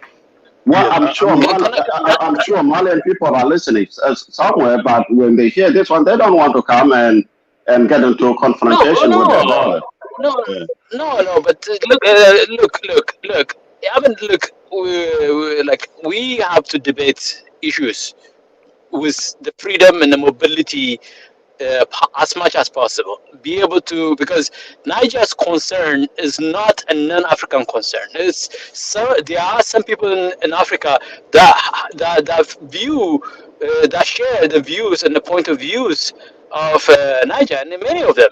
So it's good to have a platform where we lay out those things in public and openly. I We mean, need to have them openly.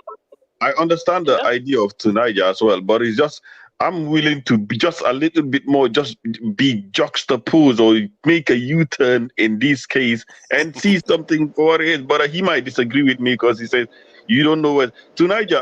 But he doesn't need to know. Niger doesn't need to come out on board the acts that we are making here. It doesn't. But it needs to happen. We are enough.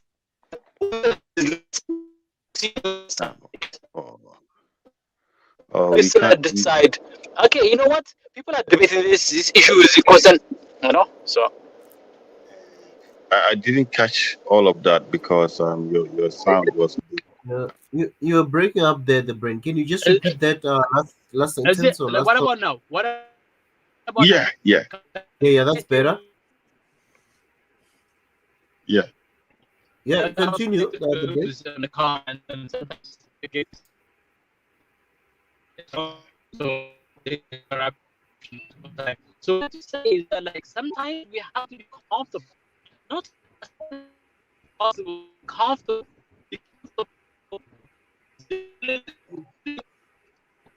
That point of view is shared by many people. Yes, we don't agree with him. I don't agree with him, but I want to hear his point of views. I want to debate them. I want to rigorously challenge Niger and whoever has that kind of point of view in an open and fair and just way, in a respectful way. And that would teach the rest of the world that we Africans, we can debate our issues openly, that we are not afraid to confront these issues, even if you don't agree with them. And I think there's a lot of Malians, and then I expect Malians are very smart, intelligent people. They are the ones, they invented the world has. It was invented in Mali. So I respect and I believe Malians will listen to this. And then as long as we are fair and we look at every possible angle as possible, then we will leave the audience, the listener, the possibility of judging by themselves. I believe that human beings have the agency to be able to recognize, reasonable directions and make judgment on those things. And I think what Niger is allowing us to do is allowing us to really be rigorous and the way we don't want to just give blanket stuff to anybody. We want to be rigorous as possible, and I'm pushing Niger to that direction as well. I want him to be Yeah, as rigorous as possible. I think that Niger is looking at one of the variables, but not all the variables. yeah. I want to I think. ask him. I think that I his want to ask him. conclusion will be Yeah. slightly different.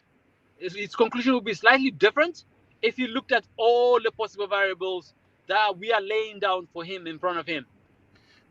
I don't know if it's a case of looking at all the possible variables or just a case of making an or accepting a decision. Yeah, I think it's a case of accepting.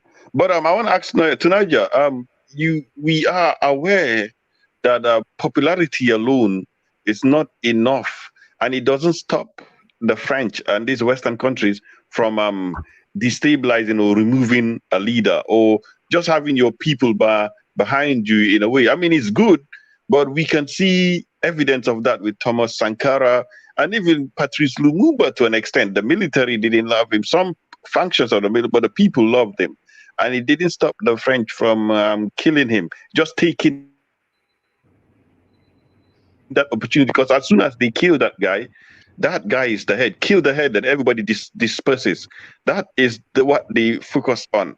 If they didn't turn the people against him, they would just kill him and then everybody disperses. So to Niger, you can see why he had to bring more expert, robust security in as well. And then also garner the will of the people as well. I don't think that should have stopped him from that. But you can see the methods that they could employ in that short period of time could just send that country back more into chaos. You understand? But I think Thank you Niger, very much. you should also consider the nature of tactics. You know, sometimes some moves are tactical. They are not necessarily strategic. They're just tactical. They are transitionary moves. I mean, so you're not necessarily setting the tone. You're setting the path. You're setting the path, the roadmap toward a certain outcome. I think just because you are worried that maybe if he goes down the line towards an election, they could do something to the leader, even if he's popular. If they can do something to his leader, then they can still do it now. It makes no difference. Abacha died in office. It doesn't matter. The point is, you do the right thing for your people. It's not about what the other people are thinking. You do the right thing and say, okay, if I do this and become elected as a democratically elected regime, ECOWAS doesn't have anything on me to sanction me. I don't have to tell I'm my sure they will love to do it now. I'm sure they will love to do it now, but I think it's much more difficult for them. That's lack of judgment then. How did he not know that before he went and broadcast 5 years? Do you know how ridiculous it made any credibility ECOWAS had would have been blown out of the water if they had just let that fly. He just had an agreement and just increased it by 5 years because you are what? Gaddafi. Come on, you can't just behave like that. And there are lives at stake here, and this is not a child's play. I don't understand how we keep taking these type of things for granted. You say I don't pay attention to the variables. I do. It's you that is most of the people that support this system are not taking into account 400 million people behind them that will do the same, that could fall into the same trap if you let that one go. If you let one criminal escape, the next one will do worse. Don't you know that this is like basics of law enforcement? I think the most powerful component of your argument is that's the one that you have to take into consideration the broader implication to the region. You have to take into consideration. I mean, even me, I have to take that into consideration. I think we have to recognize that there are a set of patterns that in West Africa particularly, where it comes to like military rules, military dictatorship that are also an issue. Another thing that I want to take into consideration is that placing all the eggs on one leader, one military leader, not an institution, is also a set of risk that countries may be thinking about, considering. What if we agree with you?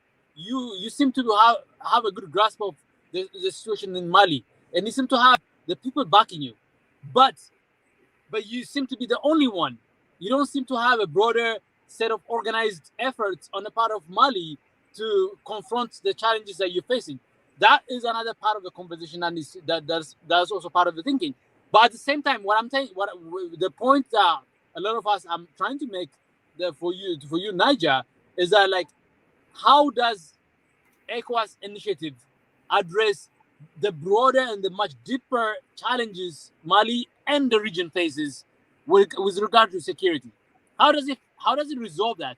Yes, reputational, setting the tones, setting the wrong kind of tone in the region, and that is a risk that's too much of a risk for ECOWAS to take. But there's also a risk that you're already in the middle of. You are already in the middle of it. You're not calculating the future. You are in the presence of major insecurity across the Sahel, including in Nigeria, and that is impacting Mali. I think the ECOWAS had no choice. They had to do what they need to do, because I think with the Continental Free Trade Agreement coming online, they're getting. I'm really sorry, guys, to mute you and stuff, but I am lending now. We need to lend, and I'll just be taking like final thoughts. It was meant to be an hour or two, but I gave you an extra hour, and we about to lend. We're not gonna do until 5. When I tell you, my partner is already gone. So for now, since this is a great topic, hopefully tonight, after the main show, we'll have another maybe slot again. God willing, then we can continue this topic or even talk about other topics, because during this time it's just open lines. You guys can go to and fro. That's why I don't really disturb you a lot asking questions or asking this one to answer and stuff. But yeah, it was just the open lines sessions. So in lending, I would love Brother Achu first to say his final thoughts about the situation in Mali and the decision made by ECOWAS.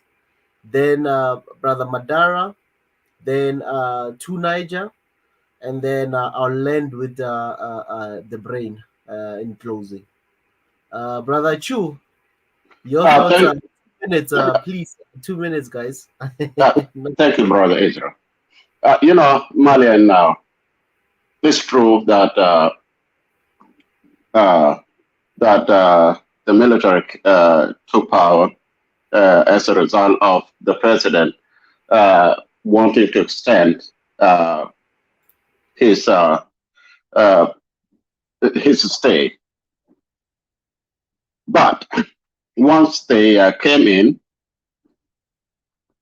the people of Mali accepted them, and we have seen when they came out in droves to protest against the sanction, because that sanction was not put on the government, because the number one sufferers would be the Malian people. And the other thing that, that 5 years was not a good thing that the military government came up with. But what would the election, what good would that election be if half of the country is not going to vote because of the insecurity that they have? And as we heard from our brothers and sisters from Mali, that since this military came to power, that they have been doing a lot to try to curb the insecurity. And yes, they brought in another outside power out from Africa. It's because ECOWAS, if they were to be that strong, they would have been the ones trying to help Mali with that insecurity. But rather that French came, but French is not there in Mali to try to curb the insecurity, because the more insecurity all these African countries become, the better it is for them, so that they keep on looting. I think that we should leave the Malian people to be the one deciding for their fate. That's my point. Thank you very much, Brother Chu. Brother Madara, your Yeah, closing statement. I think I definitely, to an extent, I support the move that the Malian leader did. I support it, and I understand Tunisia's concerns as well. Tunisia trust me, I understand your concerns, but I suppose in this situation, I'm using something different to judge rather than just being looking at just being uh, unflexibly pragmatic. You understand what I mean? So I'm perhaps using my instincts in this situation. I think it will end up being the results that you want, or one of the ways you propose. You may not like the guy, but it will end up being those results. What I have to tell you, what is the realistic chance that this could happen, a coup could happen in Nigeria or Ghana or as well tonight? What's the chance that, or even Senegal? Do you think, or what's the chance that a coup could happen there to Nigeria? Just a short answer. It increases with every coup that happens and without consequences. It increases. Okay. But I just think those nations are a bit.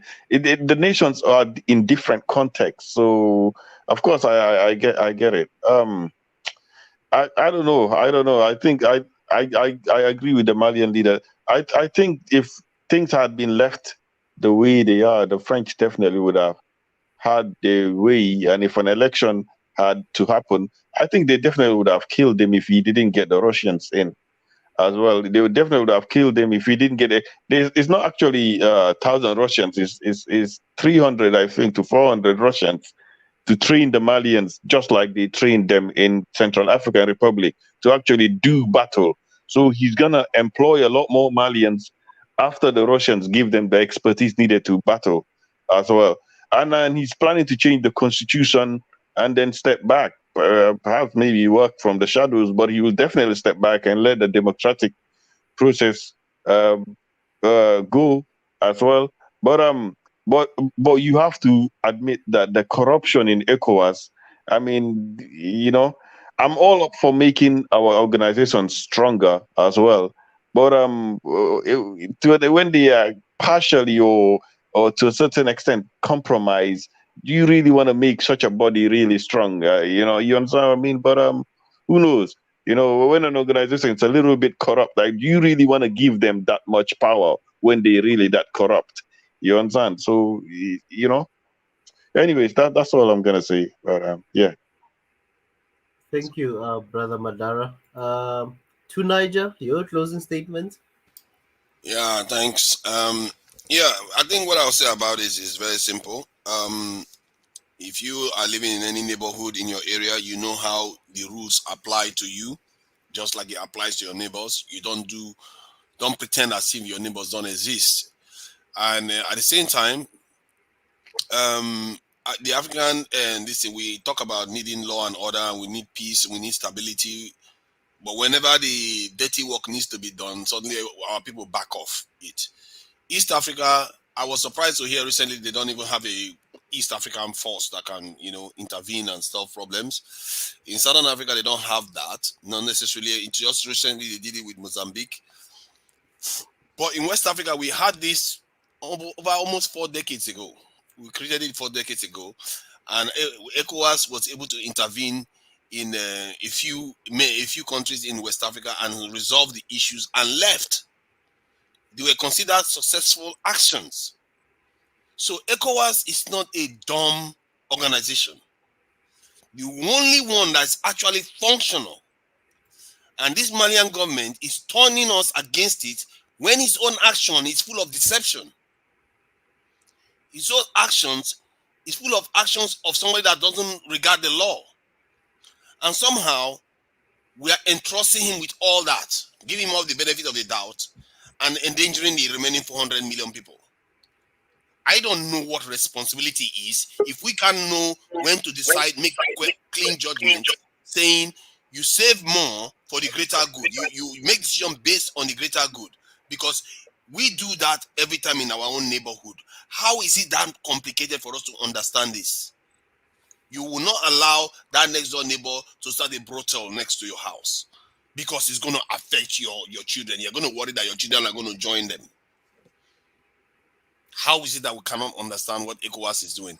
And we say ECOWAS is compromised and all the rest. This is why I had to make that clear. ECOWAS has got a record that no regional organization has in Africa. So why are we suddenly wanting to blackmail this organization and throw them out with, as if they don't have any record to show that they mean well? We have to have peace on that continent.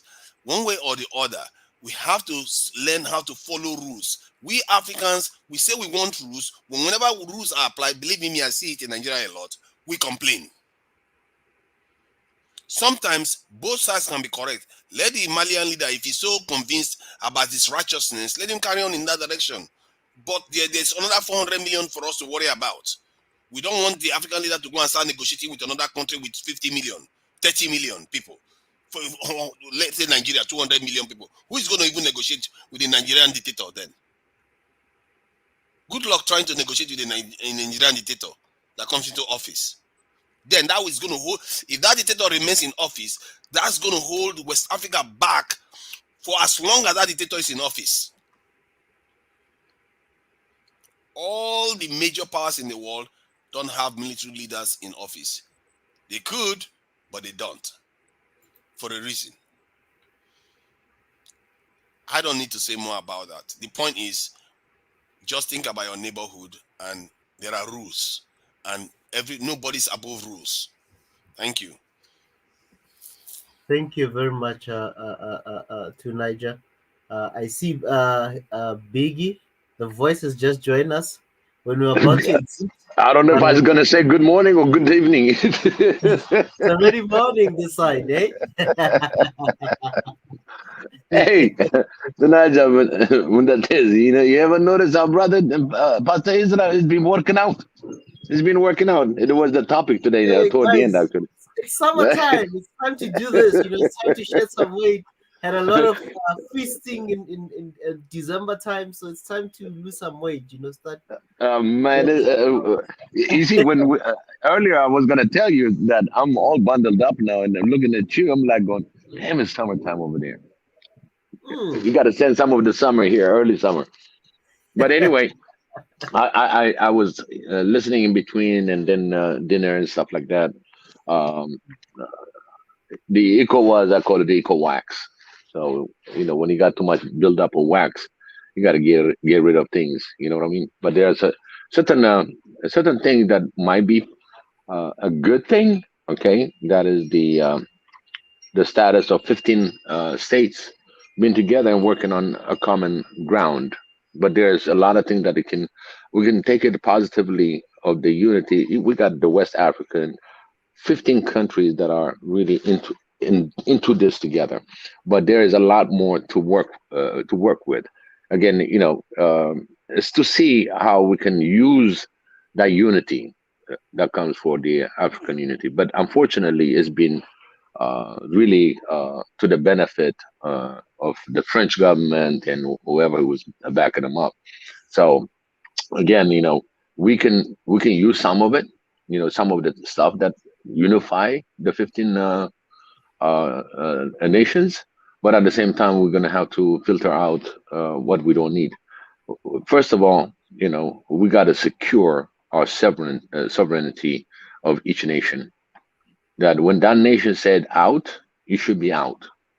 There's no if and but about it. Your interest, I don't care what your interest is. The people don't want you to be there because it will create something. During the Ajay Tedros time, there was a conflict with the British. Guess what? It was easy. Just you see something different color, you attack that. So you don't want to incite violence. Right now, we're going to play it smart because we lost a lot of people. We lost a lot of lives, unnecessary roughness, unnecessary greed, and control of power. But at the same time, we're gonna have to be very, very honest among ourselves, and hey, you know what's the benefit and what's out there that's not beneficial. If there's a cloud somewhere that's gonna divide, you know, all that has to be analyzed. To tell you honestly, I didn't deeply looked at the whole detail of it, but on the highlight, it seems like there's always that foreign hand involved to it. So I think it's something that we need to revise. We've been on it this afternoon, and we had the guy from Mali itself explaining on what's going on the ground and all that. So I think the first thing is our unity and still being brave. The 15 nations should be screaming and yelling. You know, they should say, hey, you know, what's going on in Mali? So that's part of the unity. That you meet in the same scale of responsibility. And if that happened to Mali tomorrow, and in fact there are a lot of them, Burkina Faso and all that, you've seen in Niger and all that, you know, they went through a lot of turmoil. So it's something to really watch and put our brothers and sisters together and really say no to it. But it's not going to be easy fight. There's no easy fight. But 2022, I'll tell you earlier that I said the youth awakening is beyond the third dimension that we lived, you know, going forward, backward, or up. But now you're using time on the fourth dimension, so a lot of people are aware, and a lot of people they know what I'm talking about. So spiritually, you're really going forward. The time is on the youth. The time is now. The time for freedom. The time for unity, for peace, love, all that accessories that we have for the best for the continent is available. It's there. It's up to us to grab it. That's what I would comment on this. Thank you very much, Biggie. And the last but not least, the brain. Yeah, I your think closing I think statement. yeah. Thank you so much. I mean, a lot of people have given so much of their thoughts into this, and I don't want to repeat too much, but I think Niger's concern of setting the wrong tone in the region through such kind of betrayal, in such kind of you know like people making their promise and breaking their promise. That's an issue to be concerned about. But I think I personally think the bigger issue and the bigger concern are the concerns of the people of Mali. And if you don't address the concerns of the people, the concerns and the worries and the challenges of Mali and the Malian people, then you're not gonna fundamentally alter the situations to a point where you'll be able to stop such patterns of coup d'etats being habits and then returning to the region that has experienced so many coup d'etats, so many traumatic coup d'etats in the past. So we have to address the fundamental causes here, the basic issues, the basic fundamental concerns that people are worried about.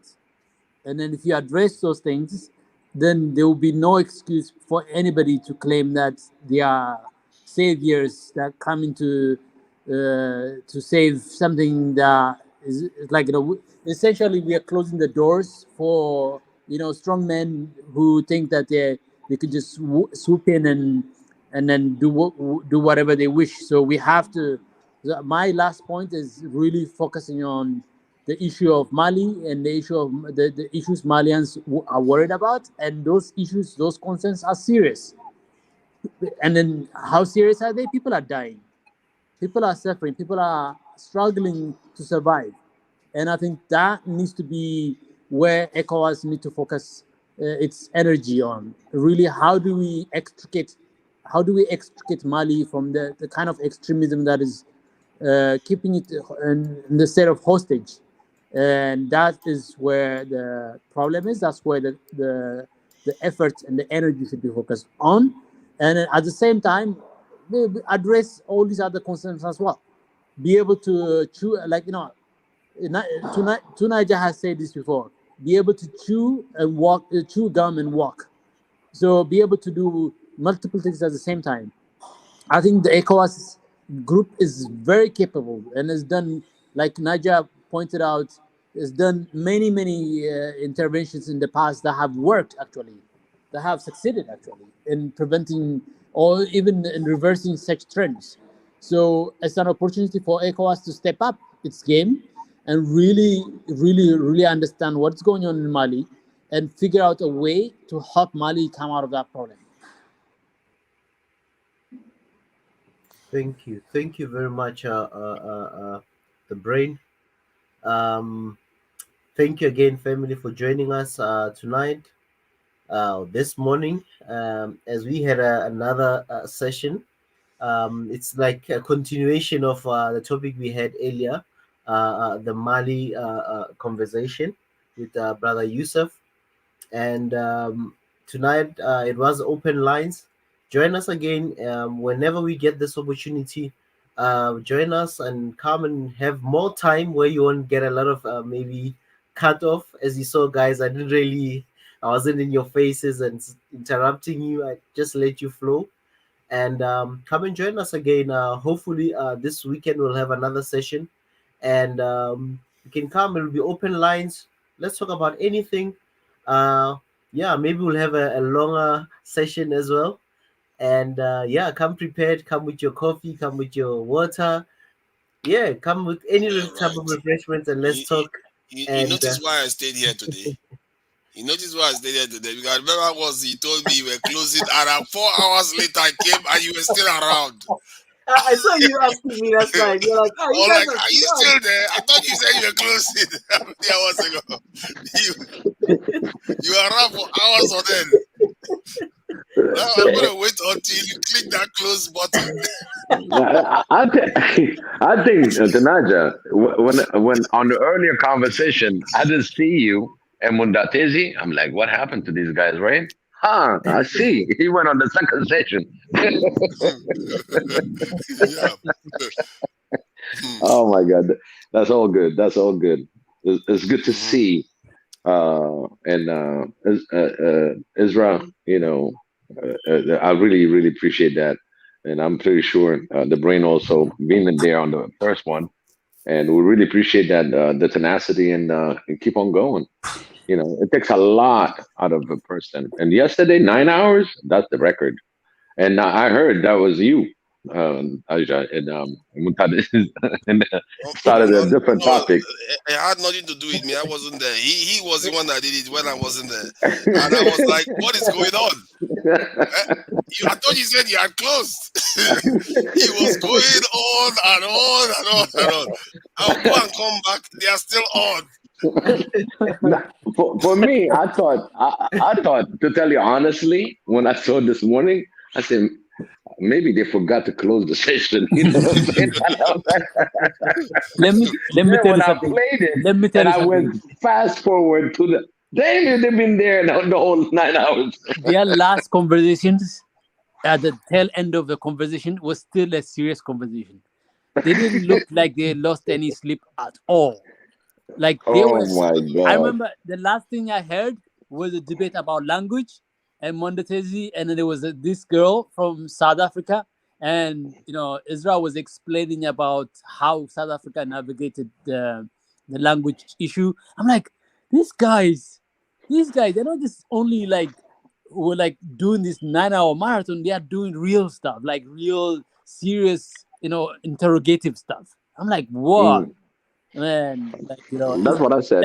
24 hours for this topic is 24 hours. You still can really build serious cases. You know what I mean?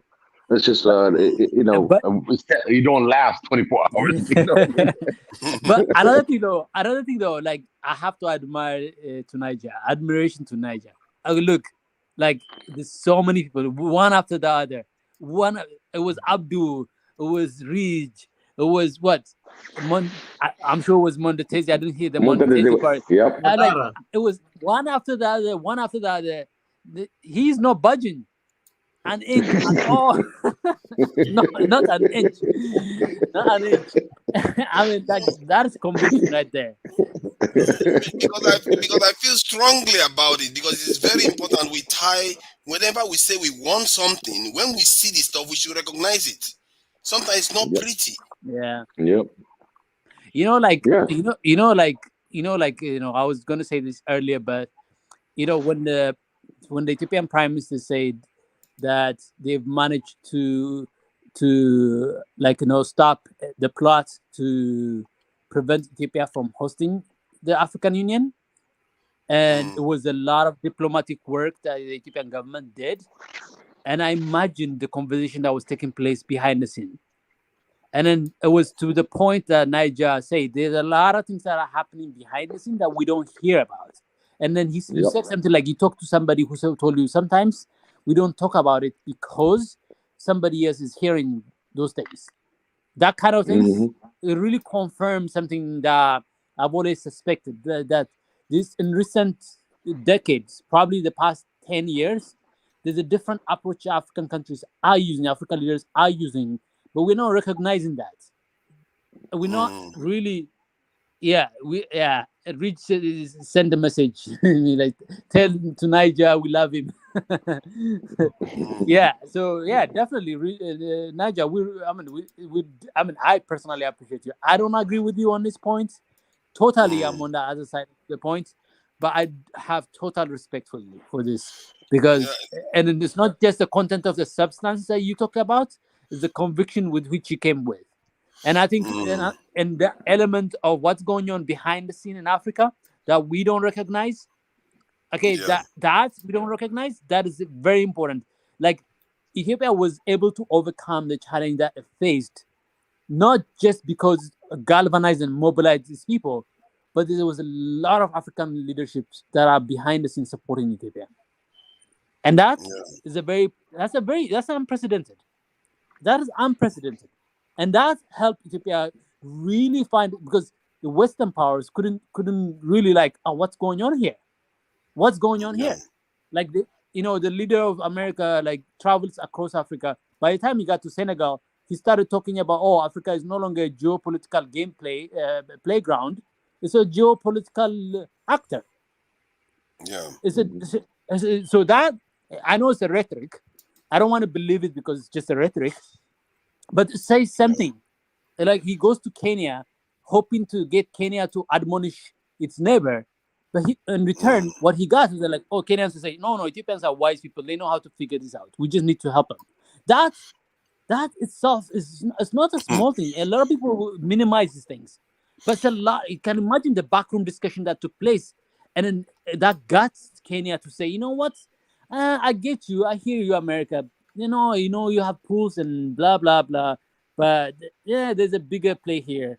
And we are with this big player. And that, to me, says a lot of things are different.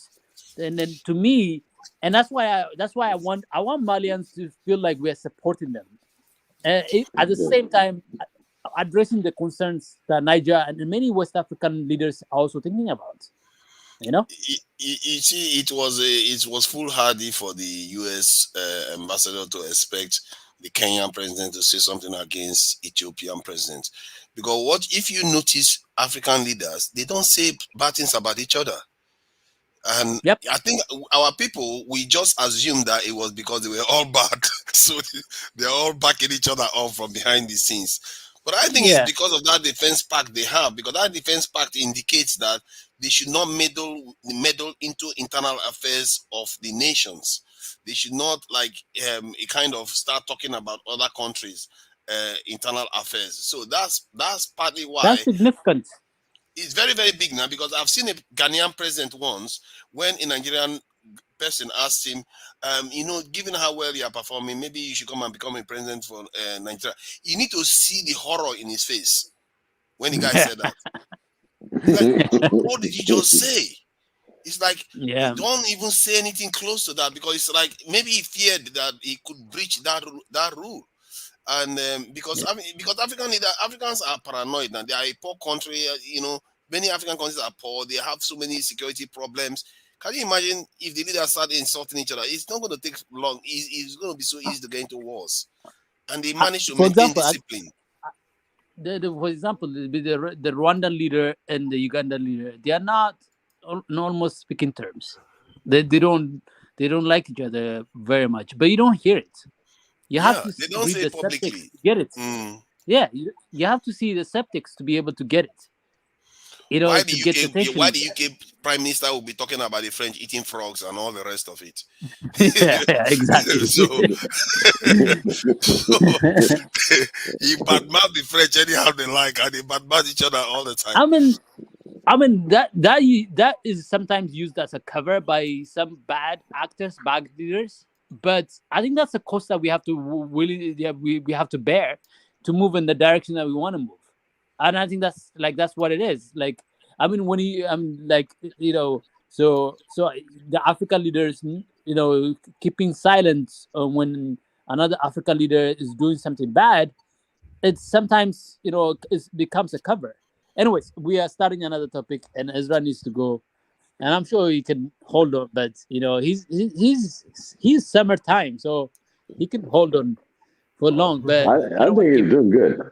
I think he's Well, doing good. we'll have Ezra is another on a session. different level, man. I don't know what he eats even, because all these sessions, I think Water.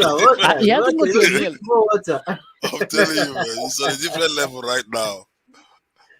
Man, I South Yeah, really Africa, fair appreciate water. the work you are doing here, though. I really appreciate the work you are doing, and I think all these things we are doing is enlightening us even further, because things that I didn't know even yesterday, I'm discovering them. How you would think we would know that the African leaders signed the Defense Pact? No, we didn't. How are we having this conversation? We didn't know that. You see, so and it's opening my eyes to a lot of things that I didn't know was already in place. On the ground, and it's just to go there now and make sure the inks that were in blue are now in red, and we need to activate some of all these things so that we can secure the continent once and for all, just like the Europeans make sure there's order in that continent. We've seen things that they've done that is so ugly. They removed president, that's leaders resigned because of what the European Union did. Yep. But today they are more stable for it. Yes. Because there has to be order. The fact, one of the things that Najee, you were touching quite a few times on the unity, on different things that we talked about. The most important thing, in order to make change, okay, that include our audiences, our commentators, people that comes in on the panel, we get to know each other, and each of us have our strength. I mean, now when it comes to the defense issue and everything else, we say, hey, right now, right up top of my mind is going to be Tunaja, defense stuff. You know what I mean? And Ezra will come with the education part. Both Ezra, the path is going to be doing something. Mika is there. And you'll see a lot of people that are on these comments are people that we know. You know, Nana, you know, Mother, you know a lot of the people that are here day in and out. Really, Talk about Ridge. We've Rich. turned we've turned Ridge not just into this Caribbean outsider. He's an insider now. Yep. He's an insider. He's an African. Like, I love Yep. it. I love it that he's so comfortable, being really in the weeds of African issues. Absolutely. And Absolutely. he's listening in right now, and I'm saying this because he's listening in too. Yeah, you should know. I mean, we need to praise him because what he's coming in trying to do on this, he told you flat out. He said when he dies, that was something that really touched me. Is that he said when he dies, he wants to be buried in Congo because it's the center of Africa. You see, that tells a lot of a man's character. You know what I mean?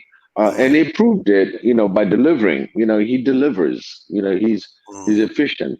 And hopefully this platform comes together for us where we can be confidently do certain things that need to be done. because You know, really I don't have confidence on YouTube or any other part that they are supporting us. No, they're not supporting us. The minute they hear something, there's always something that's going to happen. But this platform triangle will help us to do a lot more. Did you say that? Did you say that Ezra was like into education? Yes. Yeah. When I asked him what he would do as a AU chairman, the guy came out like a defense minister. Maybe we don't know. He was talking about security. He didn't mention education as his top 3 at all. I asked him to name his top 3 priorities. Nothing about education. No, Niger, come on. Why are you underestimating your influence on me? You know, why are you undervaluing your influence on me? Look, when I remember, like, the first time you and Mondatezi argued about security or food, and I was at the beginning with the food part, and then after I left that conversation, I did a little bit of digging, just a quick like glance through data. I realized, oh my God, Tunisia is actually onto something here. Like, I saw, like, Ethiopia spending $500 million to $2 billion for a country of 120 million people per capita, and then Netherlands is spending $12,000 per capita on defense. What is Netherlands protecting itself from? I'm like, whoa. Exactly. So those things just that's embarrassing, isn't it? It's so embarrassing. It is embarrassing. But the thing about, like, sometimes as an educator, you have to be willing to, you have to be a lifelong learner. So you have learning means not just being like school, like structure, formal education. The education is everywhere. Everywhere is education. Everywhere there's learning. So an open-minded person like me will all of a sudden become a defense minister before you know it.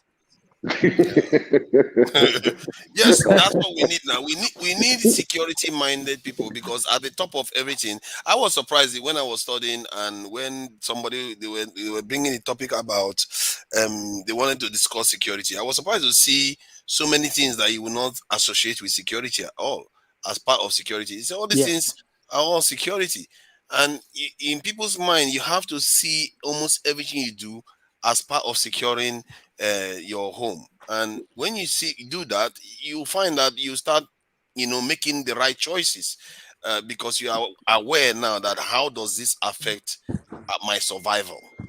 And my survival cannot be outsourced. You can't outsource your survival to anybody else. And when I started thinking like that, it forced me to start looking closer and closer, because I grew up seeing so many military coups. I'm in a country. I grew up in a country. Maybe that's affected me a lot. I grew up in a country to see a country doing very well to becoming anarchy, and I see transitions. I've seen the fall. I was around. I was conscious when the Soviet Union fell and when Russia rose again. So that affects you, especially when you're observing the news. Those were the times when satellite TV came online the first time. So I was observing. I was like, wow. Look at all these things, and we are going down. They are going up. They fell and they rose. I said, what is the difference? It forced me to start thinking, and that's how I distilled it down to. Oh my God! It came down to security, the simplest thing. So I think we're taking it for granted, because that's one thing that all the struggle that we're looking for is really the security. It's just nobody wants to talk about it until it gets pointed out.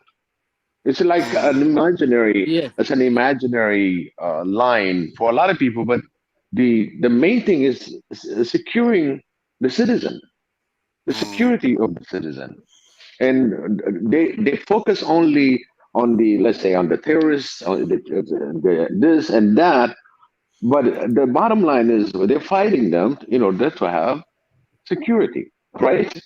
But nobody points out where your security is failing. You're just always on the outside. The nature it's on the background. The nature of securing, Biggie, is that those who are securing have to succeed 100% of the times. those who are trying to make you insecure only have to succeed 1%, one out of 100. Exactly. That's it. Yep. Exactly. And then because the consequence of one failure could be hundreds of thousands of people dead. But the Success. Yeah. consequence, yeah. But on the who, if you look at it from the person who was trying to make you insecure, so you look at it that they are succeeding because they are succeeding only 1% of the time. That's all they need. The success on the measure of success on their side is very low. The bar, the measure of success Right. on the part of those trying to do it is high. Hence, the bodies, the number of bodies that you have, the number of people Right. that you have in it. That's why the Western powers haven't reduced the numbers as much because they need that number. Because that presence, the presence is deterrence is part of it. By the way, I just sent you guys a picture of somewhere I read in the book about. The book is called Transcendence. It's about it's about self-actualization, blah blah, those kind of things. But and this is something I looked at. Security, safety, it points out as a foundation on which you build connections, self-esteem, and all these gross things like exploration, love, and purpose, and ultimately transcendence. The author argues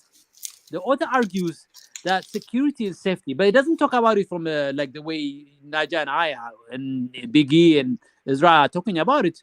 But I made the connection after we debated this issue and heard the debate from Niger. I never lived that far. I saw it. Okay, food security, all that. But security as broad as possible.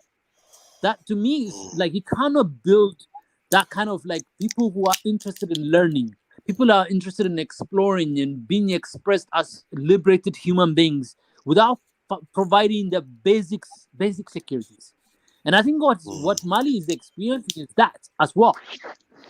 And then what Nigeria is experiencing, what Ethiopia is experiencing, what Congo is experiencing, what Africans across the board are experiencing. We cannot go on to tap into the talent and the capabilities of our people that is trapped in there while you have not addressed the sense of security that is required for people to feel like they can explore, they can love, they can have meanings and purpose. They can have self-esteem, Does it not, for me, I must say, seeing some of all these numbers humbled me a bit. That's in a way it reduced my racial self-esteem, because you have to admit that is embarrassing to no extent, and anybody has a right to laugh at any black country right now, because the way, apart from Eritrea and Somaliland, the way we handle our security is really embarrassing. We are very masculine. The way we look very masculine, but what happened? Our military is like a infant military. The other time when I said that it's like a summer camp military, people were laughing about it, because how is it that you have a military that is nothing close to standard of the world? And it really, does it not affect you? Because if I look at my country, I'm in London, I meet all kinds of people from different parts of the world. I feel embarrassed, because if they know about these things, they are not going to respect you. As a matter of fact, they probably all know. Maybe they don't know the numbers, but they look down on us, and this is partly the reason why. And now, before I used to think that it was unjustified, but when you see those numbers, you ask yourself, is it not? Is it not really? Yeah. Guys, From 200 million and 110 million in a population, and your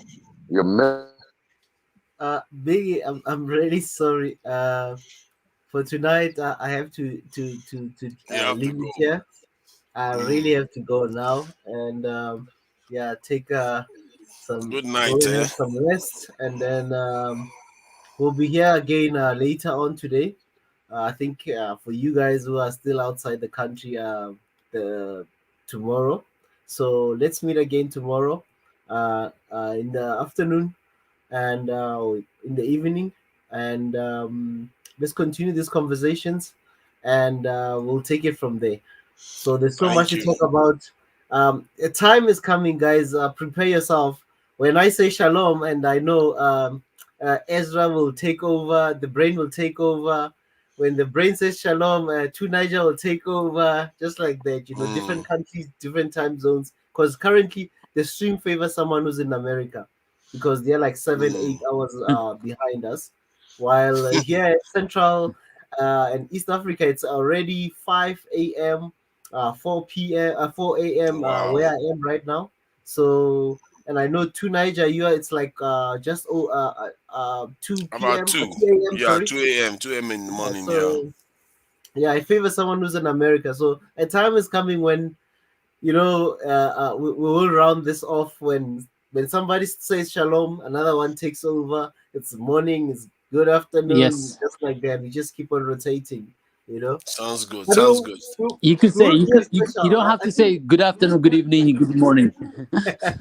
You just say whatever condition you are. Yeah.